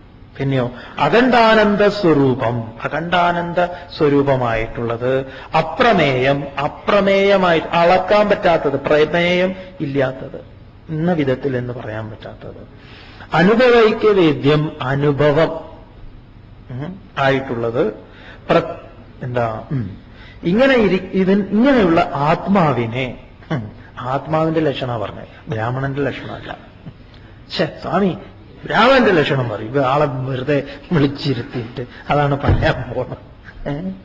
എന്താണ്? ഇങ്ങനെ ഇരിക്കുന്ന ആത്മാവിനെ കരതലാമലകം പോലെ ഉള്ളൻ കൈയിൽ നെല്ലിക്ക വെച്ചാൽ എപ്രകാരം എന്ന മട്ടിൽ ആരാണോ സാക്ഷാത്കരിച്ച് കൃതാർത്ഥനായിട്ടുള്ളത്, അതാ പറയുന്നത്. അങ്ങനെയുള്ള അവനില് മാത്സര്യ തൃഷ്ണാഹീന, അങ്ങനെ മാത്സര്യം, തൃഷ്ണ ഇത്യാദികളിൽ നിന്നൊക്കെ നീങ്ങിയിട്ടുള്ള അവൻ ദമ്പാഹങ്കാരാദി സ്പർശലേശമന്യേ, ദമ്പത്തിന്റെയോ അഹങ്കാരത്തിന്റെയോ ഒരു സ്പർശം അവനിലില്ല എന്ന് പറയാം. അങ്ങനെയുള്ള യാതൊരുത്തൻ വർത്തിക്കുന്നുവോ, എവിടെയെങ്കിലും ഈ ദുനിയാവിൽ എവിടെയെങ്കിലും ഉണ്ട് എങ്കിൽ അവനെ പറയണു, ശ്രുതി സ്മൃതി പുരാണ ഇതിഹാസങ്ങളുടെ അഭിപ്രായത്തില് അവനാണ് ബ്രാഹ്മണൻ. ആത്മാവ് തന്നെയാണ് സച്ചിദാനന്ദ സ്വരൂപമെന്നും അദ്വിതീയമെന്നും ധരിച്ച് ബ്രഹ്മഭാവത്തെ ഭാവന ചെയ്യേണ്ടതാണ് മനുഷ്യന്മാരെ. അവനാണ് ബ്രാഹ്മണൻ എന്ന് പറയാം. ഏതെങ്കിലും ജന്മം കൊണ്ട് ഇത് ഇത്രയുള്ള ഉപനിഷത്ത് ഇത് പറഞ്ഞിട്ടുള്ള ഉപനിഷത്ത് ബ്രാഹ്മണന്റെ ലക്ഷണം ചോദിച്ചപ്പോൾ തുടങ്ങണു, ബ്രാഹ്മണന്റെ ലക്ഷണം പറഞ്ഞ് ഉപനിഷത്ത് അവസാനിക്കുന്നു. അപ്പൊ ബ്രഹ്മത്തിന്റെ ലക്ഷണമാണ് ബ്രാഹ്മണന്റെ ലക്ഷണം. ബ്രഹ്മഭാവം കൈവരിച്ചിട്ടുള്ളവൻ ബ്രാഹ്മണൻ. അതുകൊണ്ട് ഇത്രയും നിഷേധങ്ങൾ നടത്തിയത് ഇത് തന്നെ എന്ന് ഉറപ്പിക്കാൻ വേണ്ടിയിട്ടാണ്. ഇനി ജാതീയമായിട്ടുള്ളത് അങ്ങനെ ഈ തൊഴിലിനെ അടിസ്ഥാനപ്പെടുത്തിയിട്ട് നമ്മുടെ സമൂഹത്തിൽ ഈ പറഞ്ഞിട്ടുള്ള ആളുകളൊക്കെ ഉണ്ട്. നമുക്ക് പ്ലാനിംഗ് കമ്മീഷൻ വേണം, ഒരു ഇന്റലക്ച്വൽ ഗ്രൂപ്പ് ആവശ്യമാണ്. അപ്പൊ മിലിറ്ററിയിൽ തന്നെ ഇതുണ്ട്. മിലിറ്ററിയിൽ തന്നെ ചിന്തിക്കുന്ന ആളുകളുണ്ട് അല്ലേ? അവരുടെ പദ്ധതികളൊക്കെ ആസൂത്രണം ചെയ്യുന്ന ആളുകൾ.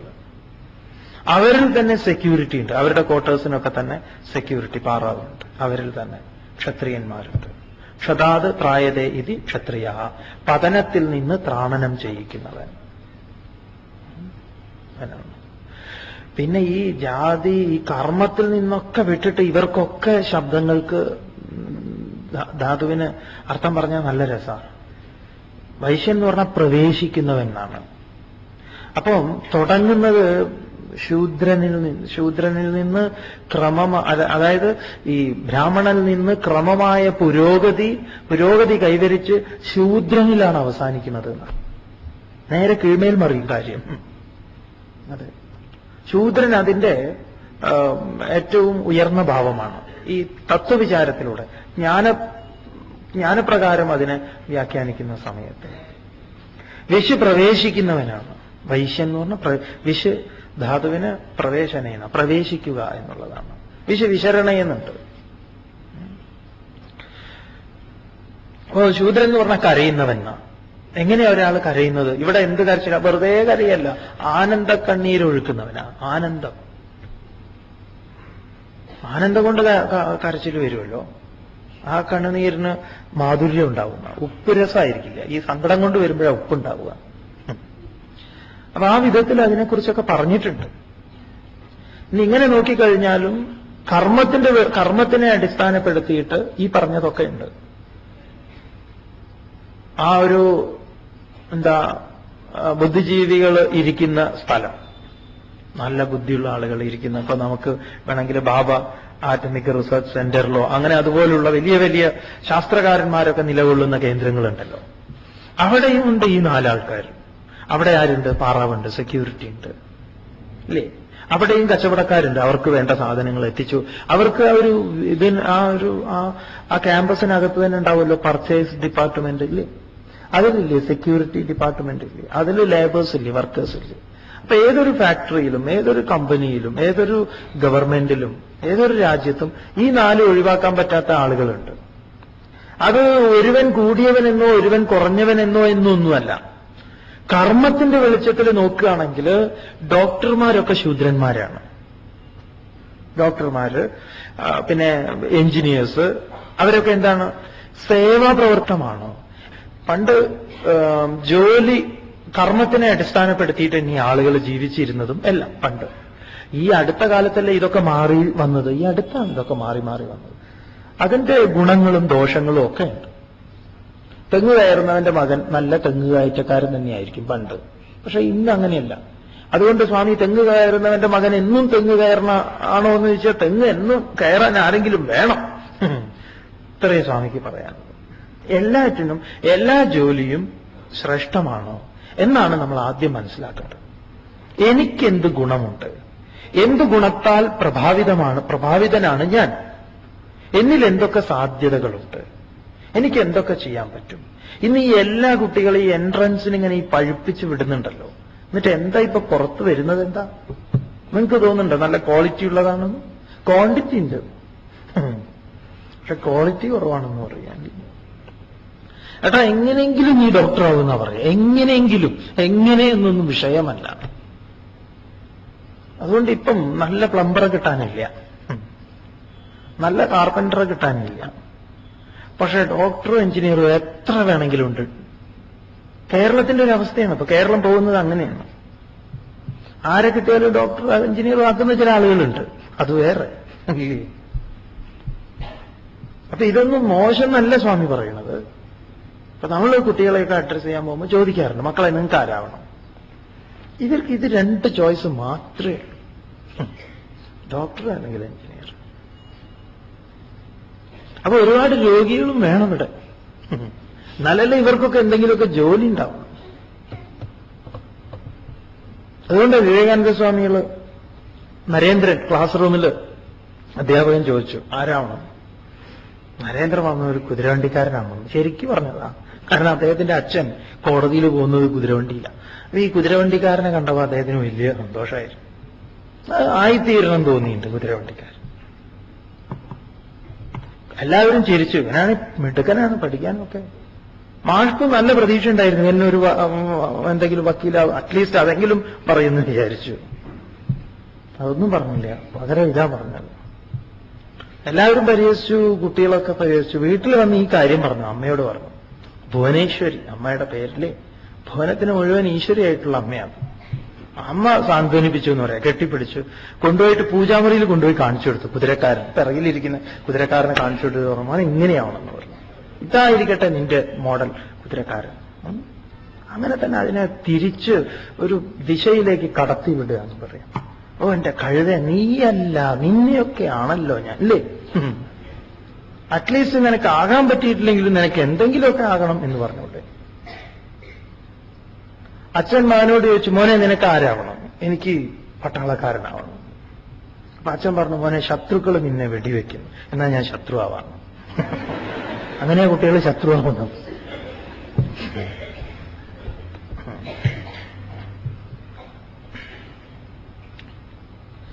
അപ്പൊ ബ്രാഹ്മണൻ, ക്ഷത്രിയൻ, വൈശ്യൻ, ശൂദ്രൻ എന്ന് പറഞ്ഞാൽ തൊഴിലിനെ അടിസ്ഥാനപ്പെടുത്തിയിട്ടാണെങ്കിൽ അവരൊക്കെ സമൂഹത്തിൽ നിലകൊള്ളേണ്ടവരാണ്. അവരൊക്കെ നിലനിൽക്കേണ്ടത് ആവശ്യമാണ്. ജന്മം കൊണ്ട് ഇങ്ങനെയുള്ള തൊഴിലുകളൊക്കെ സ്വീകരിക്കുന്നവരുണ്ടായിരുന്നു, പണ്ട് അങ്ങനെയുണ്ട്. ഇന്ന് അങ്ങനെയൊന്നും ആവണമെന്നില്ല, മാറി മാറി വന്നു. പണ്ട് പഴയ ഒരു സംസ്കാരം എടുത്ത് നോക്കിക്കഴിഞ്ഞാൽ ഭക്ഷണ രീതി പോലും അങ്ങനെയായിരുന്നു. വസ്ത്രധാരണ രീതി, ഒരാളുടെ വസ്ത്രധാരണ രീതി കണ്ടാൽ അറിയാൻ പറ്റും അയാൾ ഏത് വിഭാഗത്തിൽ പെടുന്നു. ഇന്ന് അതൊന്നും പറയാൻ പറ്റില്ല. അപ്പൊ സ്വാമി പറയുന്നത് അങ്ങനെ വേണമെന്നൊന്നുമല്ലേ.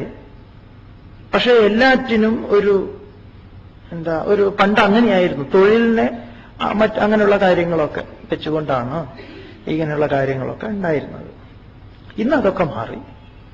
എല്ലാ തൊഴിലും പണ്ട് അതുണ്ടായിരുന്നു. എല്ലാ തൊഴിലിനും മാന്യത ഉണ്ടായിരുന്നു. ഇടക്കാലത്തെ ചരിത്രമല്ല സ്വാമി പറയുന്നത്. വിവേകാനന്ദ സ്വാമികള് ഭ്രാന്താലയം എന്ന് വിളിച്ച ചരിത്രത്തെ അല്ല സ്വാമി പറയുന്നത്. അതിന്റെ പിറകിലേക്ക് മഹർഷിയുടെയൊക്കെ സവിധത്തിൽ പോയിരുന്ന്, ഗുരുകുലത്തിൽ പോയിരുന്ന് രാജാവിന്റെയും മറ്റുള്ള കുട്ടികളൊക്കെ ഒരുമിച്ചിരുന്ന്, കുചേലനും കൃഷ്ണനും ഒക്കെ ഒരുമിച്ചിരുന്ന് ബ്രഹ്മവിദ്യ അഭ്യസിച്ച കാലം.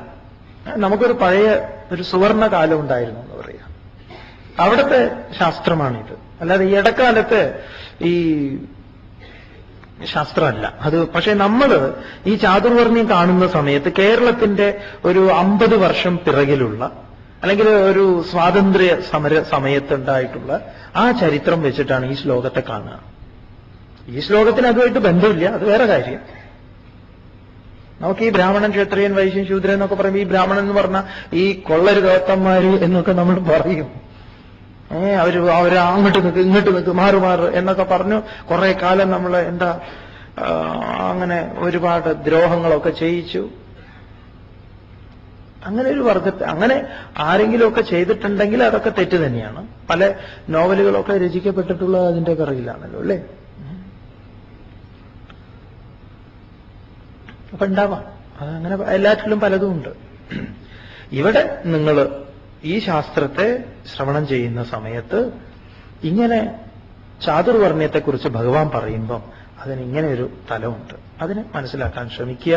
ഇനി അതല്ലാത്ത ബ്രാഹ്മണ, ക്ഷത്രിയ, വൈശ്യ, ശൂദ്ര ഇത് പറയുകയാണെങ്കിൽ അതിനും ഇങ്ങനെയുള്ള ഓരോരോ കാര്യങ്ങളൊക്കെ ഉണ്ട് എന്ന് പറയാം.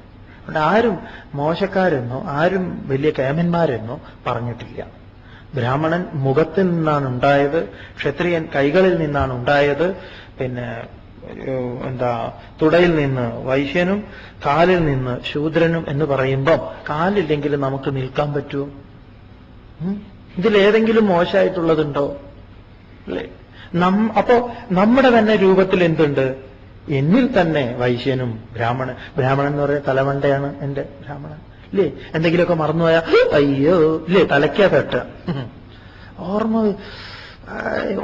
ഈ ഓർമ്മയുടെ ഗ്രന്ഥി ഇതാ ഇവിടെ എങ്ങനെ ഇരിക്കുന്നു, ഇങ്ങനെ ചൊറിഞ്ഞു കൊടുത്താൽ അതിങ്ങനെ ഇളകി വരും പോലെ. ആരെങ്കിലും ഓർമ്മ വരുന്നില്ല എന്ന് പറഞ്ഞിങ്ങനെ ചൊറിയാറുണ്ടോ? ഇല്ല. മഹാലസന്മാരൊക്കെ ചിലപ്പോ അങ്ങനെ ചെയ്തേക്കാം. അപ്പോ നമ്മിൽ തന്നെ ഇതുണ്ട്, ഭാവങ്ങളൊക്കെ ഉണ്ട്. അപ്പൊ ഈ നമ്മുടെ ക്ഷത്രിയനാ കൈകൾ ആരെങ്കിലും ഒരു ഏറ് വരുന്നു, അല്ലെങ്കിൽ എന്തെങ്കിലും പെട്ടെന്ന് നമ്മുടെ ഒരു സാധനം ഇങ്ങനെ വരുന്ന സമയത്ത് നമ്മൾ ഉടനെ ഹെഡ് ചെയ്യോ? ഒരു കല്ല് വരുന്ന സമയത്ത് നിങ്ങൾ പെലയായിരിക്കണം അങ്ങനെയൊക്കെ ചെയ്യാൻ. അല്ലെങ്കിൽ സദാസമയം ഹെൽമെറ്റ് ഇട്ടിരിക്കണം. ഇല്ല, ഉടനെ നമ്മൾ കൈകൊണ്ട് ഇല്ലേ? ക്ഷത്രിയനാണ്, ക്ഷതത്തിൽ നിന്ന് ത്രാണനം ചെയ്യിക്കുന്നതാണ്. നമ്മുടെ ശരീരത്തിൽ തന്നെ ഇവര് നിലകൊള്ളുന്നു. നമ്മളെ സേവിക്കുന്നത് ആരാണ്? നമ്മുടെ പാദമാണ് നമ്മളെ സേവിക്കുന്നത്. നമ്മളെ കൊണ്ടുപോകുന്നു അവൻ, അല്ലേ? ഇതെല്ലാം കൂടെ വീട്ടിൽ വൈകുന്നേരം രാത്രി ആയി കഴിഞ്ഞാൽ നമ്മളെല്ലാവർക്കും ഒരു യോജിപ്പില്ല, ഇല്ലേ? ഈ കൈ ഒഴിഞ്ഞു കൊടുക്കില്ലേ കാലിന്? മോനെ നീ നന്നായി സേവ ചെയ്ത്, ഏതായാലും നിനക്ക്, ഇല്ലേ? അങ്ങനെ വേണം എന്നാണ്. ഒരുപാട് നടന്നൊക്കെ കഴിഞ്ഞാൽ കാലിനെ ഒന്ന് നന്നായി കാലൊക്കെ ഒന്ന് ഞെക്കി അതിനോടൊരു നന്ദി വാക്കൊക്കെ പറയണം. പിന്നെ ഞാൻ ഇന്ന് ഒരുപാട് കഷ്ടപ്പെടുത്തി, നീ ഒരുപാട് നടന്നു, അല്ലേ? അപ്പോഴൊക്കെ കാലിൽ നോക്കുമ്പോഴറിയാം ഈ റോഡിലെ ടാറൊക്കെ അതിലിങ്ങനെ പറ്റി പിടിച്ച് കിടക്കുന്നുണ്ടോ, അല്ലെങ്കിൽ കാണാതെ തന്നെ ഇല്ല എന്നവർ. ഈ ശരീരത്തിൽ തന്നെ ഈ ഒരു വ്യവസ്ഥയുണ്ട്. എല്ലാറ്റിലും ഇതും കാണാം. ഈ കാര്യം പറയാതെ സ്വാമിക്ക് മുന്നോട്ട് പോകാൻ പറ്റില്ല എന്നുള്ളത് കൊണ്ട് മാത്രം പറഞ്ഞതാണ്. പൂർവന്മാരൊക്കെ പറഞ്ഞു വെച്ചിട്ടുമുണ്ട്. അതിൽ നിന്നൊക്കെ വ്യത്യസ്തമായിട്ട് നമുക്കൊരു പോക്ക് പോകാം. പക്ഷെ അങ്ങനെ അങ്ങോട്ട് പോകുന്നില്ല. ഇനി സമ്പ്രദായ വിരുദ്ധാവുന്നുമില്ല.